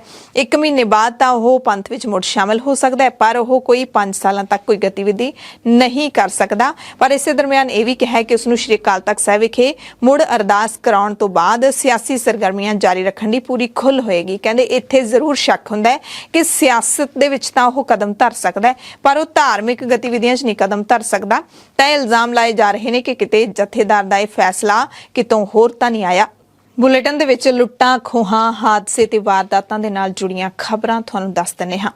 ਸਭ ਤੋਂ ਪਹਿਲਾਂ ਗੱਲ ਕਰਾਂਗੇ ਉਸ ਵਾਰਦਾਤ ਦੀ ਜਿਸ ਨੂੰ ਉਸ ਸਰਪੰਚ ਨੇ ਅੰਜਾਮ ਦਿੱਤਾ ਜਿਹਨੂੰ ਲੋਕਾਂ ਨੇ ਪਿੰਡ ਦੇ ਵਿਕਾਸ ਲਈ ਚੁਣਿਆ ਸੀ, ਪਰ ਉਸਨੇ ਆਪਣੀ ਤਿਜੋਰੀ ਦੇ ਵਿਕਾਸ ਦੇ ਲਈ ਜੁਰਮ ਦੀ ਰਾਹ ਚੁਣ ਲਈ। ਪਟਿਆਲਾ ਪੁਲਿਸ ਨੇ ਘਨੌਰ ਦੇ ਯੂਕੋ ਬੈਂਕ ਦੇ ਵਿੱਚ 17 ਲੱਖ ਦੀ ਲੁੱਟ ਦੀ ਵਾਰਦਾਤ ਨੂੰ ਅੰਜਾਮ ਦੇਣ ਦੇ ਮਾਮਲੇ ਵਿੱਚ ਇੱਕ ਕਾਂਗਰਸੀ ਸਰਪੰਚ ਅਮਨਦੀਪ ਨੂੰ ਗ੍ਰਿਫਤਾਰ ਕੀਤਾ।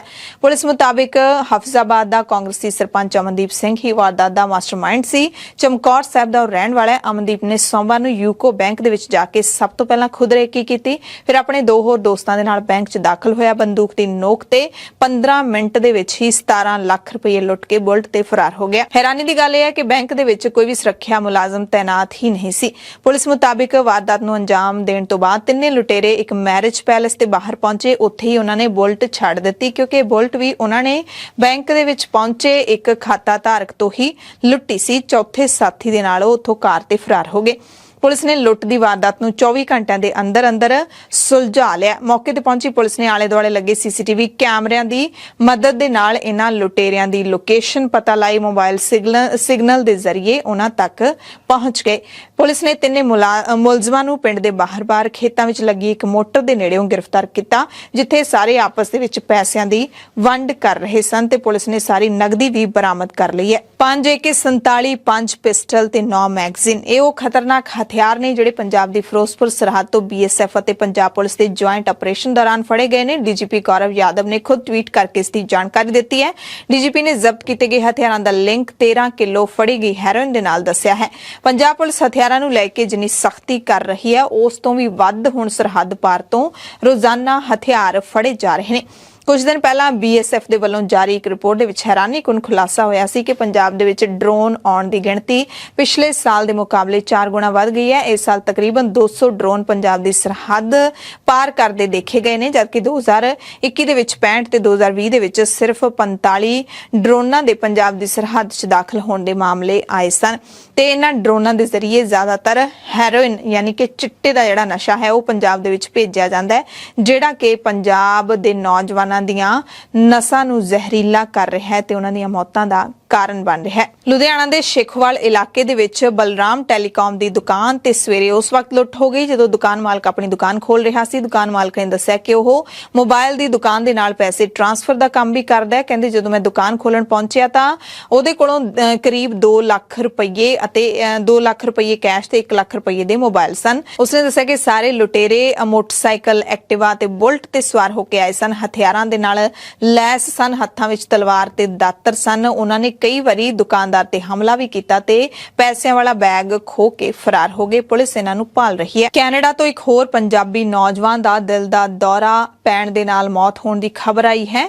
ਇੱਕ 31 ਸਾਲਾ ਨੌਜਵਾਨ ਨਵਨੀਤ ਸਿੰਘ ਦੀ ਹਾਰਟ ਅਟੈਕ ਦੇ ਨਾਲ ਜਾਨ ਚਲੀ ਗਈ ਹੈ। ਨਵਨੀਤ ਸਿੰਘ ਦੇ ਦੋਸਤ ਅਮਨਜੀਤ ਸਿੰਘ ਨੇ ਦੱਸਿਆ ਕਿ ਨਵਨੀਤ ਸਿੰਘ 2019 ਦੇ ਵਿੱਚ ਬਤੌਰ ਅੰਤਰਰਾਸ਼ਟਰੀ ਸਟੂਡੈਂਟ ਸਰੀ ਪਹੁੰਚਿਆ ਸੀ। ਵੈਨਕੂਵਰ ਦੇ ਸਰੀ ਦੇ ਵਿੱਚ ਪੜ੍ਹਾਈ ਕਰਦਾ ਸੀ। ਪੜ੍ਹਾਈ ਤੋਂ ਬਾਅਦ ਵਰਕ ਪਰਮਿਟ ਤੇ ਉਹ ਕੰਮ ਕਰ ਰਿਹਾ ਸੀ। ਕੁਝ ਮਹੀਨੇ ਪਹਿਲਾਂ ਹੀ ਸਰੀ ਤੋਂ ਐਡਮਿੰਟਨ ਸ਼ਿਫਟ ਹੋਇਆ ਸੀ। 15 ਨਵੰਬਰ 2022 ਨੂੰ ਇੱਕ ਗੈਸ ਸਟੇਸ਼ਨ ਤੇ ਉਹ ਆਪਣੀ ਕਾਰ ਦੇ ਵਿੱਚ ਮ੍ਰਿਤਕ ਪਾਇਆ ਗਿਆ ਤੇ ਪਤਾ ਲੱਗਿਆ ਕਿ ਹਾਰਟ ਅਟੈਕ ਦੇ ਨਾਲ ਉਸ ਦੀ ਮੌਤ ਹੋਈ ਹੈ। ਭਿਆਨਕ ਸ਼ਰਦਾ ਕਤਲकांड ਦੀ ਗੱਲ ਕਰ ਲਈਏ ਤਾਂ ਆਫਤਾਬ ਅਮੀਨ ਪੂਨਾਵਾਲਾ ਮੁੱਖ ਮੁਲਜ਼ਮ ਹੈ ਜਿਹੜਾ ਸ਼ਰਦਾ ਦਾ ਜਿਹੜਾ ਪ੍ਰੇਮੀ ਸੀ ਉਸ ਦੇ ਨਾਲ ਰਹਿੰਦਾ ਸੀ ਤੇ ਉਹ ਤੇ ਬਹੁਤ ਹੀ ਦਰਦਨਾਕ ਤਰੀਕੇ ਦੇ ਨਾਲ ਸ਼ਰਦਾ ਦਾ ਕਤਲ ਕਰ ਦਿੱਤਾ ਸੀ। ਪੂਨਾਵਾਲਾ ਨੇ ਕੌਮੀ ਰਾਜਧਾਨੀ ਵਿੱਚ ਫੋਰੈਂਸਿਕ ਸਾਇੰਸ ਲੈਬੋਰੇਟਰੀ ਵਿੱਚ ਕਰਵਾਏ ਗਏ ਪੋਲੀਗ੍ਰਾਫੀ ਟੈਸਟ ਦੌਰਾਨ ਆਪਣੀ ਲਿਵ ਇਨ ਪਾਰਟਨਰ ਸ਼ਰਦਾ ਵਾਕਰ ਦੀ ਹੱਤਿਆ ਕਰਨ ਅਤੇ ਉਸ ਦੇ ਸਰੀਰ ਦੇ ਟੁਕੜੇ-ਟੁਕੜੇ ਕਰਕੇ ਦਿੱਲੀ ਦੀਆਂ ਵੱਖ-ਵੱਖ ਥਾਵਾਂ ਤੇ ਸੁੱਟਣ ਦਾ ਗੁਨਾਹ ਕਬੂਲ ਕਰ ਲਿਆ।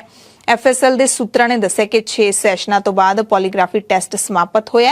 ਉਸਨੇ ਸ਼ਰਦਾ ਦੇ ਕਤਲ ਕਰਨ ਉਸਦੇ ਸਰੀਰ ਦੇ ਅੰਗਾਂ ਨੂੰ ਜੰਗਲੀ ਖੇਤਰਾਂ ਦੇ ਵਿੱਚ ਸੁੱਟਣ ਦੀ ਗੱਲ ਨੂੰ ਕਬੂਲ ਕੀਤਾ ਹੈ। ਉਸਨੇ ਮੰਨਿਆ ਕਿ ਉਸਦੇ ਕਈ ਲੜਕੀਆਂ ਦੇ ਨਾਲ ਨਾਜਾਇਜ਼ ਸੰਬੰਧ ਵੀ ਸਨ। ਫਿਰ ਉਹਨਾਂ ਦੋਵਾਂ ਦੀ ਲੜਾਈ ਹੋਈ ਤੇ ਫਿਰ ਹੀ ਉਸਨੇ ਸ਼ਰਦਾ ਦਾ ਕਤਲ ਕੀਤਾ। ਹਾਲਾਂਕਿ ਇਹ ਖਬਰ ਸੂਤਰਾਂ ਦੇ ਆਧਾਰ ਤੇ ਮਿਲੀ ਹੈ, ਪਰ ਜਦੋਂ ਵੀ ਅਧਿਕਾਰਿਤ ਤੌਰ ਤੇ ਇਸ ਨੂੰ ਜਨਤਕ ਕੀਤਾ ਜਾਊਗਾ ਤਾਂ ਫਿਰ ਸਵਾਲ ਇਹੀ ਉੱਠਦਾ ਹੈ ਕਿ ਜੇ ਉਸਨੇ ਗੁਨਾਹ ਕਬੂਲ ਕਰ ਲਿਆ ਤਾਂ ਕਾਨੂੰਨ ਇਸ ਨੂੰ ਕਿਹੜੀ ਮਿਸਾਲੀ ਸਜ਼ਾ ਦੇਵੇਗਾ ਕਿ ਇਸ ਤੋਂ ਬਾਅਦ ਕੋਈ ਵੀ ਅਜਿਹੀ ਘਿਨਾਉਣੀ ਹਰਕਤ ਹੈ ਉਹ ਨਾ ਕਰ ਸਕੇ। ਯੂਪੀ ਦੇ ਬਹਿਰਾਇਚ ਤੋਂ ਖਬਰ ਹੈ ਜਿੱਥੇ ਲਖਨਊ ਬਹਿਰਾਇਚ ਹਾਈਵੇ ਤੇ ਤੜਕੇ ਟਰੱਕ ਨੇ ਯੂਪੀ ਰੋਡਵੇਜ਼ ਦੀ ਬੱਸ ਨੂੰ ਟੱਕਰ ਮਾਰ ਦਿੱਤੀ। ਟੱਕਰ ਇੰਨੀ ਜ਼ਬਰਦਸਤ ਸੀ ਕਿ 6 ਜਣਿਆਂ ਦੀ ਮੌਕੇ ਤੇ ਹੀ ਮੌਤ ਹੋ ਗਈ, 13 ਯਾਤਰੀ ਜ਼ਖਮੀ ਹੋ ਗਏ। ਮ੍ਰਿਤਕਾਂ ਦੇ ਵਿੱਚ ਟਰੱਕ ਡਰਾਈਵਰ ਵੀ ਸ਼ਾਮਲ ਹੈ। ਜ਼ਖਮੀਆਂ ਨੂੰ ਨੇੜੇ ਦੇ ਹਸਪਤਾਲ ਦੇ ਵਿੱਚ ਦਾਖਲ ਕਰਵਾਇਆ ਗਿਆ।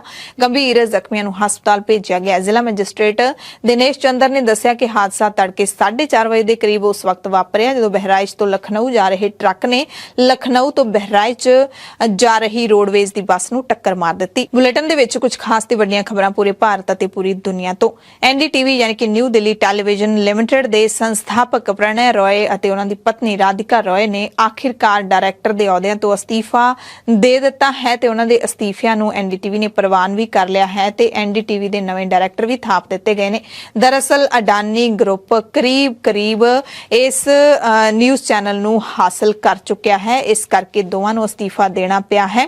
ਇਸੇ ਕਰਕੇ ਹੀ ਰॉय ਜੋੜੇ ਨੇ ਮੰਗਲਵਾਰ ਦੀ ਰਾਤ ਨੂੰ ਅਸਤੀਫਾ ਦਿੱਤਾ ਤੇ ਉਹਨਾਂ ਦਾ ਅਸਤੀਫਾ ਪ੍ਰਵਾਨ ਕਰ ਲਿਆ ਗਿਆ। ਬਿਲਕਿਸ ਬਾਨੋ ਜਬਰ ਜਨਾਹ ਮਾਮਲੇ ਦੇ ਵਿੱਚ ਦੋਸ਼ੀਆਂ ਦੀ ਰਿਹਾਈ ਦੇ ਖਿਲਾਫ ਬਿਲਕਿਸ ਹੁਣ ਸੁਪਰੀਮ ਕੋਰਟ ਪਹੁੰਚ ਗਈ ਹੈ। ਬੁੱਧਵਾਰ ਨੂੰ ਬਿਲਕਿਸ ਦੇ ਵੱਲੋਂ ਪਾਈ ਗਈ ਪਟੀਸ਼ਨ 'ਚ ਮੰਗ ਕੀਤੀ ਗਈ ਹੈ ਕਿ 11 ਦੋਸ਼ੀਆਂ ਦੀ ਰਿਹਾਈ ਖਿਲਾਫ ਅਦਾਲਤ ਛੇਤੀ ਸੁਣਵਾਈ ਕਰੇ। ਇਸ ਕੇਸ ਦੇ ਵਿੱਚ 11 ਦੋਸ਼ੀਆਂ ਨੂੰ 15 ਅਗਸਤ ਨੂੰ ਆਜ਼ਾਦੀ ਦੇ ਅੰਮ੍ਰਿਤ ਮਹੋਤਸਵ ਦੇ ਮੌਕੇ ਛੱਡਿਆ ਗਿਆ ਸੀ। ਇਸ ਮਾਮਲੇ ਦੇ ਵਿੱਚ ਇੱਕ ਸਮਾਜਿਕ ਕਾਰਜਕਰਤਾ ਦੇ ਵੱਲੋਂ ਵੀ ਪਟੀਸ਼ਨ ਦਾਇਰ ਕੀਤੀ ਗਈ ਹੈ ਤੇ ਸੁਪਰੀਮ ਕੋਰਟ ਹੁਣ ਜਿਹੜੀ ਬਿਲਕਿਸ ਬਾਨੋ ਦੀ ਪਟੀਸ਼ਨ ਹੈ ਉਸ ਦੀ ਸੁਣਵਾਈ ਲਈ ਸੂਚੀਬੱਧ ਕਰਨ ਤੇ ਵਿਚਾਰ ਕਰੇਗੀ। ਯਾਨੀ ਕਿ ਹਾਲੇ ਪਟੀਸ਼ਨ ਮਨਜ਼ੂਰ ਨਹੀਂ ਕੀਤੀ ਗਈ ਹੈ, ਮਨਜ਼ੂਰ ਕਰਨ ਤੇ ਵਿਚਾਰ ਕਰੇਗੀ। ਗੁਜਰਾਤ ਦੇ ਅੱਤਵਾਦ ਵਿਰੋਧੀ ਦਸਤੇ ਯਾਨੀ ਕਿ ATS ਨੇ ਵਡੋਦਰਾ ਸ਼ਹਿਰ ਦੇ ਬਾਰ-ਬਾਰ ਸਥਿਤ ਨਿਰਮਾਣ ਇਕਾਈ ਤੇ ਛਾਪਾ ਮਾਰ ਕੇ ਕਰੀਬ 500 ਕਰੋੜ ਰੁਪਏ ਦੀ ਪਾਬੰਦੀਸ਼ੁਦਾ MD ਡਰੱਗ ਜ਼ਬਤ ਕੀਤੀ ਹੈ। ਮੰਗਲਵਾਰ ਰਾਤ ਨੂੰ ਵਡੋਦਰਾ ਦੇ ਨੇੜੇ ਛੋਟੀ ਫੈਕਟਰੀ ਅਤੇ ਗੋਦਾਮ ਤੇ ਛਾਪੇਮਾਰੀ ਦੌਰਾਨ ATS ਨੇ 5 ਜਣਿਆਂ ਨੂੰ ਗ੍ਰਿਫਤਾਰ ਵੀ ਕੀਤਾ। ਮੁੱਢਲੀ ਜਾਂਚ ਤੋਂ ਪਤਾ ਲੱਗਿਆ ਕਿ ਮੁਲਜ਼ਮ ਕਾਨੂੰਨੀ ਤੌਰ ਤੇ ਮਾਨਤਾ ਪ੍ਰਾਪਤ ਰਸਾਇਣਾਂ ਦੇ ਨਿਰਮਾਣ ਦੇ ਉੱਲੇ ਵਿੱਚ MD ਡਰੱਗ ਬਣਾ ਰਹੇ ਸੀ ਜਿਹੜੀ ਕਿ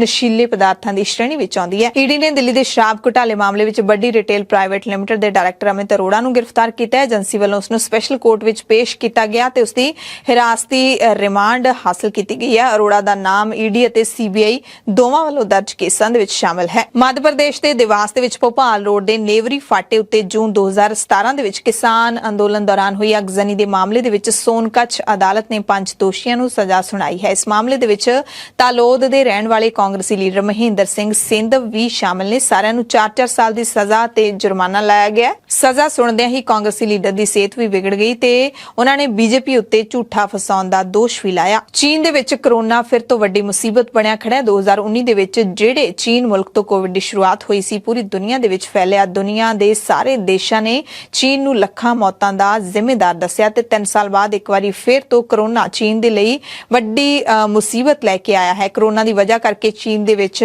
ਕੀਤੀ ਗਈ ਸਖਤੀ ਦੇ ਖਿਲਾਫ ਉੱਥੋਂ ਦੇ ਲੋਕ ਲਾਮਬੰਦ ਹੋਏ ਪਏ ਨੇ। ਪੂਰੇ ਚੀਨ ਦੇ ਵਿੱਚ ਲੋਕਾਂ ਤੇ ਪੁਲਿਸ ਦੇ ਵਿਚਾਲੇ ਝੜਪਾਂ ਹੋ ਰਹੀਆਂ ਨੇ। ਖਬਰਾਂ ਮੁਤਾਬਿਕ ਸਰਕਾਰ ਇੰਨੀ ਜ਼ਿਆਦਾ ਸਖਤੀ ਕਰ ਰਹੀ ਹੈ ਕਿ ਪ੍ਰਦਰਸ਼ਨਕਾਰੀਆਂ ਨੂੰ ਘਰਾਂ ਤੋਂ ਬਾਹਰ ਵੀ ਨਿਕਲਣ ਦਿੱਤਾ ਜਾ ਰਿਹਾ। ਸ਼ਹਿਰਾਂ ਦੇ ਵਿੱਚ ਭਾਰੀ ਪੁਲਿਸ ਫੋਰਸ ਤਾਇਨਾਤ ਕਰ ਦਿੱਤੀ ਗਈ ਹੈ। ਸਿਰਫ ਇੰਨਾ ਹੀ ਨਹੀਂ, ਲੋਕਾਂ ਦੇ ਫੋਨ ਵੀ ਚੈੱਕ ਕੀਤੇ ਜਾ ਰਹੇ ਨੇ।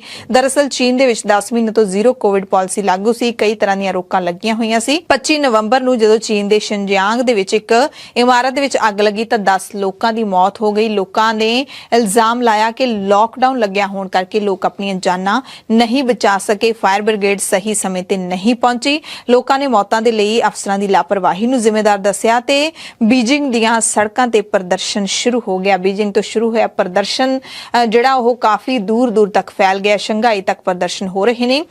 ਸ਼ੰਘਾਈ ਸ਼ਹਿਰ ਦੇ ਵਿੱਚ ਦੁਰਲੱਭ ਵਿਰੋਧ ਪ੍ਰਦਰਸ਼ਨ ਦੇਖਣ ਨੂੰ ਮਿਲੇ ਨੇ। ਇਹਨਾਂ ਵਿਰੋਧ ਪ੍ਰਦਰਸ਼ਨਾਂ ਦੇ ਵਿੱਚ ਸ਼ੀ ਜਿਨਪਿੰਗ ਦੇ ਅਸਤੀਫੇ ਦੀ ਮੰਗ ਵੀ ਉੱਠ ਖੜੀ ਹੈ। ਅਮਰੀਕਾ ਦੇ ਵਿੱਚ ਵਿਆਹ ਦੇ ਰਿਸ਼ਤਿਆਂ ਨੂੰ ਲੈ ਕੇ ਨਵਾਂ ਬਦਲਾਅ ਦੇਖਣ ਨੂੰ ਮਿਲੇਗਾ। ਅਮਰੀਕੀ ਸੈਨੇਟ ਨੇ ਸਮਲੈਂਗਿਕ ਵਿਆਹਾਂ ਦੇ ਬਿੱਲ ਨੂੰ ਪਾਸ ਕਰ ਦਿੱਤਾ ਹੈ। 2015 ਦੇ ਵਿੱਚ ਸੁਪਰੀਮ ਕੋਰਟ ਨੇ ਪੂਰੇ ਦੇਸ਼ ਦੇ ਵਿੱਚ ਇਸ ਨੂੰ ਬੈਨ ਕਰ ਦਿੱਤਾ ਸੀ, ਪਰ 7 ਸਾਲਾਂ ਬਾਅਦ ਇਸ ਨੂੰ ਮੁੜ ਕਾਨੂੰਨ ਦੀ ਸ਼ਕਲ ਦਿੱਤੀ ਜਾ ਰਹੀ ਹੈ। ਸੈਨੇਟ ਤੋਂ ਪਾਸ ਹੋਣ ਤੋਂ ਬਾਅਦ ਇਸ ਨੂੰ ਹਾਊਸ ਆਫ ਰਿਪਰੈਜ਼ੈਂਟੇਟਿਵ ਦੇ ਵਿੱਚ ਭੇਜਿਆ ਜਾਵੇਗਾ, ਜਿਸ ਤੋਂ ਬਾਅਦ ਰਾਸ਼ਟਰਪਤੀ ਦੇ ਹਸਤਾਖਰਾਂ ਤੋਂ ਬਾਅਦ ਇਹ ਕਾਨੂੰਨ ਦਾ ਰੂਪ ਲੈ ਲੇਗਾ। ਇਹ ਸਾਰੀ ਪ੍ਰਕਿਰਿਆ ਜਨਵਰੀ 'ਚ ਪੂਰੀ ਕਰ ਲਈ ਜਾਵੇਗੀ। ਸੈਨੇਟ ਦੇ ਵਿੱਚ ਸਮਲੈਂਗਿਕ ਵਿਆਹ ਦਾ ਬਿੱਲ ਪਾਸ ਹੋਣ ਤੇ ਰਾਸ਼ਟਰਪਤੀ ਜੋ ਬਾਈਡਨ ਨੇ ਖੁਸ਼ੀ ਜਤਾਉਂਦੇ ਹੋਏ ਕਿਹਾ, ਲਵ ਇਜ਼ ਲਵ। ਉਹਨਾਂ ਕਿਹਾ ਕਿ ਅਮਰੀਕਾ ਦੇ ਵਿੱਚ ਹਰ ਇੱਕ ਨਾਗਰਿਕ ਨੂੰ ਉਸ ਨਾਲ ਵਿਆਹ ਕਰਨ ਦਾ, ਦੂਜੇ ਨਾਲ ਵਿਆਹ ਕਰਨ ਦਾ ਅਧਿਕਾਰ ਹੈ ਜਿਸ ਨੂੰ ਉਹ ਪਿਆਰ ਕਰਦਾ ਹੈ। ਹੁਣ ਖਬਰ ਪਾਕਿਸਤਾਨ ਦੇ ਲਹਿੰਦੇ ਪੰਜਾਬ ਤੋਂ ਆ ਰਹੀ ਹੈ, ਜਿੱਥੇ ਅਹਿਮਦੀਆ ਭਾਈਚਾਰੇ ਨੂੰ ਇੱਕ ਵਾਰੀ ਮੁੜ ਤੋਂ ਨਿਸ਼ਾਨਾ ਬਣਾਇਆ ਗਿਆ। ਅਹਿਮਦੀਆ ਭਾਈਚਾਰੇ ਦੇ ਕਬਰਸਤਾਨ ਨੂੰ ਨਿਸ਼ਾਨਾ ਬਣਾਇਆ ਗਿਆ। ਅਹਿਮਦੀਆਂ ਦੇ ਵਿਰੁੱਧ ਇੱਥੇ ਨਾਅਰੇ ਲਿਖੇ ਗਏ ਨੇ। ਇਸ ਨਾਲ ਲੋਕ ਕਾਫੀ ਸਹਿਮੇ ਹੋਏ ਨੇ। ਸਰਕਾਰ ਤੋਂ ਇਨਸਾਫ ਦੀ ਮੰਗ ਕਰ ਰਹੇ ਨੇ। ਲਾਹੌਰ ਤੋਂ 111 ਕਿਲੋਮੀਟਰ ਦੂਰ ਹਾਫਿਜ਼ਾਬਾਦ ਦੇ ਵਿੱਚ ਕਬਰਸਤਾਨ ਦੇ ਵਿੱਚ ਵੜ ਕੇ ਕੁਝ ਲੋਕਾਂ ਨੇ ਕਬਰਾਂ ਦੀ ਭੰਨਤੋੜ ਕੀਤੀ। ਭਾਈਚਾਰੇ ਦਾ ਕਹਿਣਾ ਹੈ ਕਿ 4 ਕਬਰਾਂ ਦੀ ਬੇਅਦਬੀ ਕੀਤੀ ਗਈ ਹੈ। ਇਸ ਤੋਂ ਪਹਿਲਾਂ ਇਸ ਸਾਲ ਫਰਵਰੀ ਦੇ ਵਿੱਚ ਵੀ 45 ਕਬਰਾਂ ਨੂੰ ਤੋੜਿਆ ਗਿਆ ਸੀ। ਅਹਿਮਦੀਆ ਭਾਈਚਾਰੇ ਦਾ ਕਹਿਣਾ ਹੈ ਕਿ ਦੇਸ਼ ਦੇ ਵਿੱਚ ਵੱਧ ਰਹੀਆਂ ਕੱਟੜਪੰਥੀ ਤਾਕਤਾਂ ਨੂੰ ਇਹ ਹਮਲੇ ਦਰਸਾ ਰਹੇ ਨੇ। ਪਾਕਿਸਤਾਨ ਦੇ ਵਿੱਚ 22 ਕਰੋੜ ਦੀ ਆਬਾਦੀ ਵਿੱਚ 1 ਕਰੋੜ ਗੈਰ ਮੁਸਲਮਾਨ ਨੇ। ਪਾਕਿਸਤਾਨ ਦੀ ਪਾਰਲੀਮੈਂਟ ਨੇ ਅਹਿਮਦੀਆਂ ਨੂੰ ਗੈਰ ਮੁਸਲਿਮ ਕਰਾਰ ਦਿੱਤਾ ਸੀ। ਅਹਿਮਦੀਆ ਭਾਈਚਾਰਾ ਸਾਊਦੀ ਅਰਬ ਦੀ ਯਾਤਰਾ ਵੀ ਨਹੀਂ ਕਰ ਸਕਦਾ ਅਤੇ ਕਿਸੇ ਤਰ੍ਹਾਂ ਦਾ ਉਪਦੇਸ਼ ਵੀ ਨਹੀਂ ਦੇ ਸਕਦਾ। ਹਾਲਾਂਕਿ ਅਹਿਮਦੀਆਂ ਦੀ ਇਸਲਾਮ ਦੇ ਵਿੱਚ ਆਸਥਾ ਹੈ, ਪਰ ਪਾਕਿਸਤਾਨੀ ਉਹਨਾਂ ਨੂੰ ਮੁਸਲਮਾਨ ਨਹੀਂ ਮੰਨਦੇ। ਅਗਲੀ ਖਬਰ ਵੀ ਪਾਕਿਸਤਾਨ ਤੋਂ ਹੀ ਹੈ, ਜਿੱਥੇ ਬਲੋਚਿਸਤਾਨ ਸੂਬੇ ਦੀ ਰਾਜਧਾਨੀ ਕੋਇਟਾ ਦੇ ਉਪਨਗਰ ਬਲੇਲੀ ਦੇ ਵਿੱਚ ਪੋਲੀਓ ਟੀਮ ਦੀ ਸੁਰੱਖਿਆ ਕਰ ਰਹੇ ਪੁਲਿਸ ਵਾਹਨ ਤੇ ਆਤਮਘਾਤੀ ਹਮਲਾ ਹੋਇਆ। ਹਮਲੇ ਦੇ ਵਿੱਚ ਘੱਟੋ-ਘੱਟ 2 ਲੋਕਾਂ ਦੀ ਮੌਤ ਹੋ ਗਈ ਤੇ 24 ਜ਼ਖਮੀ ਹੋ ਗਏ। ਪਾਕਿਸਤਾਨ ਦੇ ਕੋਇਟਾ ਸ਼ਹਿਰ ਦੇ ਵਿੱਚ ਹੋਏ ਧਮਾਕੇ ਤੇ ਇਲਾਕੇ ਦੇ ਡੀਆਈਜੀ ਗੁਲਾਮ ਅਫਸਰ ਮਹੇਸਰ ਦਾ ਕਹਿਣਾ ਹੈ ਕਿ ਬਲੇਲੀ ਵਿੱਚ ਹੋਏ ਆਤਮਘਾਤੀ ਹਮਲੇ ਦੇ ਵਿੱਚ ਹਮਲਾਵਰ ਰਿਕਸ਼ੇ ਤੇ ਸਵਾਰ ਹੋ ਕੇ ਆਇਆ ਸੀ। ਆਤਮਘਾਤੀ ਹਮਲਾਵਰ ਨੇ ਪੁਲਿਸ ਦੇ ਟਰੱਕ ਨੂੰ ਰਿਕਸ਼ੇ ਦੇ ਨਾਲ ਟੱਕਰ ਮਾਰੀ, ਜਿਸ ਤੋਂ ਬਾਅਦ ਇਹ ਧਮਾਕਾ ਹੋਇਆ। ਯੂਕਰੇਨ ਦੀਆਂ ਊਰਜਾ ਸਹੂਲਤਾਂ ਦੇ ਉੱਤੇ ਰੂਸੀ ਹਮਲਿਆਂ ਤੋਂ ਬਾਅਦ ਆਮ ਯੂਕਰੇਨ ਦੇ ਲੋਕ ਨੇ ਜਿਹੜੇ ਉਹ ਬਿਜਲੀ ਤੇ ਪਾਣੀ ਵਰਗੀਆਂ ਜ਼ਰੂਰੀ ਚੀਜ਼ਾਂ ਦੀ ਕਮੀ ਦਾ ਸਾਹਮਣਾ ਕਰ ਰਹੇ ਨੇ। ਦੋਵਾਂ ਮੁਲਕਾਂ ਦੇ ਵਿਚਾਲੇ ਕਈ ਮਹੀਨਿਆਂ ਤੋਂ ਜੰਗ ਚੱਲ ਰਹੀ ਹੈ। ਵੱਧਦੀ ਠੰਡ ਅਤੇ ਬਿਜਲੀ ਦੇ ਸੰਕਟ ਨੇ ਲੱਖਾਂ ਲੋਕਾਂ ਦਾ ਜਿਉਣਾ ਮੁਸ਼ਕਿਲ ਕਰ ਦਿੱਤਾ ਹੈ। ਬਿਜਲੀ ਸੰਕਟ ਕਰਕੇ ਲੋਕ ਆਪਣੇ ਘਰ ਛੱਡ ਕੇ ਤੰਬੂਆਂ ਦੇ ਵਿੱਚ ਰਹਿਣ ਨੂੰ ਮਜਬੂਰ ਹੋ ਗਏ ਨੇ। ਇੰਗਲੈਂਡ ਤੋਂ ਖਬਰ ਹੈ, ਜਿੱਥੋਂ ਦੇ ਇਤਿਹਾਸ ਦੇ ਵਿੱਚ ਪਹਿਲੀ ਵਾਰੀ ਈਸਾਈਆਂ ਦੀ ਆਬਾਦੀ ਦੇਸ਼ ਦੀ ਕੁੱਲ ਆਬਾਦੀ ਦੇ ਅੱਧੇ ਤੋਂ ਵੀ ਘੱਟ ਰਹਿ ਗਈ ਹੈ। ਇੰਗਲੈਂਡ ਤੇ ਵੇਲਸ ਦੇ ਵਿੱਚ ਜਨਗਣਨਾ ਦੇ ਤਾਜ਼ਾ ਅੰਕੜਿਆਂ ਮੁਤਾਬਿਕ ਈਸਾਈਆਂ ਦੀ ਗਿਣਤੀ ਵਿੱਚ 13% ਤੋਂ ਵੱਧ ਦੀ ਕਮੀ ਆਈ ਹੈ, ਜਦਕਿ ਮੁਸਲਮਾਨਾਂ ਤੇ ਹਿੰਦੂਆਂ ਦੀ ਗਿਣਤੀ ਇੰਗਲੈਂਡ ਦੇ ਵਿੱਚ ਵਧੀ ਹੈ। ਕਿਸੇ ਵੀ ਧਰਮ ਨੂੰ ਨਾ ਮੰਨਣ ਵਾਲੇ ਲੋਕਾਂ ਦੀ ਗਿਣਤੀ ਵਿੱਚ ਇੱਥੇ ਵਾਧਾ ਹੋਇਆ। ਆਫਿਸ ਫਾਰ ਨੈਸ਼ਨਲ ਸਟੈਟਿਸਟਿਕਸ ਯਾਨੀ ਕਿ ONS ਦੇ 2021 ਦੀ ਜਨਗਣਨਾ ਦੇ ਵਿੱਚ ਪਹਿਲੀ ਵਾਰੀ ਇੰਗਲੈਂਡ ਅਤੇ ਵੇਲਸ ਵਿੱਚ ਅੱਧੇ ਤੋਂ ਘੱਟ ਲੋਕਾਂ ਨੇ ਆਪਣੇ ਆਪ ਨੂੰ ਈਸਾਈ ਦੱਸਿਆ। ਪਿਛਲੀ ਜਨਗਣਨਾ 2011 ਦੇ ਵਿੱਚ 59.3% ਲੋਕਾਂ ਨੇ ਆਪਣੇ ਆਪ ਨੂੰ ਈਸਾਈ ਦੱਸਿਆ ਸੀ ਤੇ ਹੁਣ 46.2% ਲੋਕਾਂ ਨੇ ਆਪਣੇ ਆਪ ਨੂੰ ਈਸਾਈ ਦੱਸਿਆ। ਚੀਨ ਦੇ ਸਾਬਕਾ ਰਾਸ਼ਟਰਪਤੀ ਜ਼ਿयांग ਜ਼ੇਮਿਨ ਦਾ ਦੇਹਾਂਤ ਹੋ ਗਿਆ। ਉਹਨਾਂ ਦੀ ਉਮਰ 96 ਸਾਲ ਦੀ ਸੀ। ਖੇਡਾਂ ਦੇ ਨਾਲ ਜੁੜੀ ਹੋਈ ਖਬਰ ਹੈ, 17 ਸਾਲਾਂ ਬਾਅਦ ਪਾਕਿਸਤਾਨ ਸੀਰੀਜ਼ ਖੇਡਣ ਪਹੁੰਚੀ ਇੰਗਲੈਂਡ ਦੀ ਟੀਮ ਦੇ 14 ਮੈਂਬਰ ਬਿਮਾਰ ਹੋ ਗਏ ਨੇ। ਬੜੀ ਹੈਰਾਨੀ ਦੀ ਗੱਲ ਹੈ ਕਿ ਅੱਧੇ ਖਿਡਾਰੀ ਨੇ ਜਿਹੜੇ ਉਹ ਬਿਮਾਰ ਹੋ ਗਏ ਨੇ ਤੇ ਅੱਧਾ ਸਪੋਰਟ ਸਟਾਫ ਹੈ ਜਿਹੜਾ ਉਹ ਬਿਮਾਰ ਹੋਇਆ। ਖਬਰ ਆਈ ਹੈ ਕਿ ਖਿਡਾਰੀ ਵਾਇਰਲ ਦੀ ਵਜ੍ਹਾ ਕਰਕੇ ਬਿਮਾਰ ਪਏ ਨੇ। ਪਾਕਿਸਤਾਨ ਅਤੇ ਇੰਗਲੈਂਡ ਦੀ ਟੀਮ ਨੇ ਇਸ ਦੀ ਪੁਸ਼ਟੀ ਵੀ ਕਰ ਦਿੱਤੀ ਹੈ। ਇੰਗਲੈਂਡ ਕ੍ਰਿਕਟ ਟੀਮ ਦੇ ਅਧਿਕਾਰੀਆਂ ਨੇ ਉਮੀਦ ਜਤਾਈ ਹੈ ਕਿ ਮੈਚ ਤੋਂ ਪਹਿਲਾਂ ਖਿਡਾਰੀ ਠੀਕ ਹੋ ਜਾਣਗੇ। 1 ਦਸੰਬਰ ਤੋਂ 3 ਟੈਸਟ ਮੈਚਾਂ ਦੀ ਸੀਰੀਜ਼ ਦਾ ਪਹਿਲਾ ਮੈਚ ਸ਼ੁਰੂ ਹੋਣਾ ਹੈ। ਤੇ ਪਾਕਿਸਤਾਨ ਜਾਣ ਤੋਂ ਪਹਿਲਾਂ ਇੰਗਲੈਂਡ ਦੇ ਕ੍ਰਿਕਟ ਕਪਤਾਨ ਨੇ ਇੱਕ ਬਹੁਤ ਹੀ ਖੂਬਸੂਰਤ ਚਿੱਠੀ ਵੀ ਲਿਖੀ ਸੀ ਕਿ ਉਹ ਪਾਕਿਸਤਾਨ ਜਾਣ ਦੇ ਲਈ ਬਹੁਤ ਉਤਸੁਕ ਨੇ। 17 ਸਾਲਾਂ ਬਾਅਦ ਪਾਕਿਸਤਾਨ ਜਾ ਰਹੇ ਨੇ ਤੇ ਉਹਨਾਂ ਨੇ ਇਹ ਵੀ ਐਲਾਨ ਕੀਤਾ ਸੀ ਕਿ ਮੈਚਾਂ ਦੇ ਵਿੱਚੋਂ ਜੋ ਵੀ ਉਹਨਾਂ ਨੂੰ ਰਾਸ਼ੀ ਮਿਲੇਗੀ ਉਹ ਸਾਰੀ ਰਾਸ਼ੀ ਉਹ ਪਾਕਿਸਤਾਨ ਦੇ ਹੜ੍ਹ ਰਾਹਤ ਫੰਡ ਦੇ ਲਈ ਦਾਨ ਕਰ ਦੇਣਗੇ। ਜਾਂਦੇ ਚੀਨ ਦੀਆਂ 2 ਖਬਰਾਂ ਤੁਹਾਨੂੰ ਦੱਸ ਦਿੰਦੇ ਹਾਂ। ਚੀਨ ਨੇ ਅਮਰੀਕਾ ਨੂੰ ਚੇਤਾਵਨੀ ਦਿੱਤੀ ਹੈ ਕਿ ਉਹ ਭਾਰਤ ਦੇ ਨਾਲ ਉਸਦੇ ਸੰਬੰਧਾਂ ਵਿੱਚ ਦਖਲ ਨਾ ਦੇਵੇ। ਅਮਰੀਕੀ ਰੱਖਿਆ ਵਿਭਾਗ ਦੇ ਮੁੱਖ ਦਫ਼ਤਰ ਪੈਂਟਾਗਨ ਨੇ ਕਾਂਗਰਸ ਨੂੰ ਪੇਸ਼ ਕੀਤੀ ਰਿਪੋਰਟ ਦੇ ਵਿੱਚ ਇਹ ਜਾਣਕਾਰੀ ਦਿੱਤੀ। ਪੈਂਟਾਗਨ ਨੇ ਰਿਪੋਰਟ ਦੇ ਵਿੱਚ ਕਿਹਾ ਕਿ ਅਮਰੀਕਾ ਦੇ ਨਾਲ ਉਸਦੇ ਦੁਵੱਲੇ ਸੰਬੰਧਾਂ ਦੇ ਹੋਰ ਖੇਤਰਾਂ ਨੂੰ ਰੁਕਾਵਟ ਦੇ ਕਾਰਨ ਹੋਏ ਨੁਕਸਾਨ ਤੋਂ ਬਚਾਉਣਾ ਹੈ। ਇੱਕ ਪਾਸੇ ਚੀਨ ਇਹ ਬਿਆਨ ਦੇ ਰਿਹਾ ਹੈ ਤੇ ਦੂਸਰੇ ਪਾਸੇ ਚੀਨ ਇਹ ਵੀ ਕਹਿ ਰਿਹਾ ਹੈ ਕਿ LAC ਯਾਨੀ ਕਿ ਅਸਲ ਕੰਟਰੋਲ ਰੇਖਾ ਜਿਹੜੀ ਕਿ ਭਾਰਤ ਅਤੇ ਚੀਨ ਦੇ ਵਿਚਾਲੇ ਬਣੀ ਹੋਈ ਹੈ ਉਸ ਦੇ ਨੇੜੇ ਭਾਰਤ ਅਮਰੀਕਾ ਫੌਜੀ ਅਭਿਆਸ ਦਾ ਚੀਨ ਵਿਰੋਧ ਕਰਦਾ ਹੈ ਕਿ ਭਾਰਤ ਤੇ ਅਮਰੀਕਾ ਦੇ ਫੌਜੀ ਅਭਿਆਸ ਜਿਹੜੇ ਚੱਲ ਰਹੇ ਨੇ ਉਸ ਦਾ ਚੀਨ ਵਿਰੋਧ ਕਰਦਾ ਹੈ। ਚੀਨ ਨੇ ਕਿਹਾ ਕਿ ਅਜਿਹਾ ਕਰਨਾ ਭਾਰਤ ਤੇ ਚੀਨ ਵਿਚਾਲੇ ਹੋਏ 2 ਸਰਹੱਦੀ ਸਮਝੌਤਿਆਂ ਦੀ ਭਾਵਨਾ ਦੀ ਉਲੰਘਣਾ ਹੈ। ਭਾਰਤ ਅਮਰੀਕਾ ਦੇ ਵਿਚਾਲੇ ਸਾਂਝੇ ਯੁੱਧ ਅਭਿਆਸ ਦਾ 18ਵਾਂ ਸੈਸ਼ਨ ਉੱਤਰਾਖੰਡ ਦੇ ਵਿੱਚ ਅਸਲ ਕੰਟਰੋਲ ਰੇਖਾ ਤੋਂ 100 ਕਿਲੋਮੀਟਰ ਦੀ ਦੂਰੀ ਤੇ ਚੱਲ ਰਿਹਾ ਹੈ। ਇਸ ਦਾ ਉਦੇਸ਼ ਸ਼ਾਂਤੀ ਰੱਖਿਅਕ ਅਤੇ ਆਫਤ ਰਾਹਤ ਕਾਰਜਾਂ ਦੇ ਵਿੱਚ ਦੋਵਾਂ ਫੌਜਾਂ ਵਿਚਾਲੇ ਤਾਲਮੇਲ ਅਤੇ ਮੁਹਾਰਤ ਵਧਾਉਣਾ ਹੈ, ਪਰ ਚੀਨ ਨੂੰ ਇਹ ਨਾਗਵਾਰ ਹੈ। ਐਮਰਜੈਂਸੀ ਬੁਲੇਟਿਨ ਦੇ ਵਿੱਚ ਤੁਹਾਡੇ ਸਭ ਤੋਂ ਇਜਾਜ਼ਤ ਚਾਹੁੰਦੇ ਹਾਂ। ਸਵੇਰ ਦੀਆਂ ਖਬਰਾਂ ਦੇ ਵਿੱਚ ਫਿਰ ਮਿਲਾਂਗੇ। ਧੰਨਵਾਦ।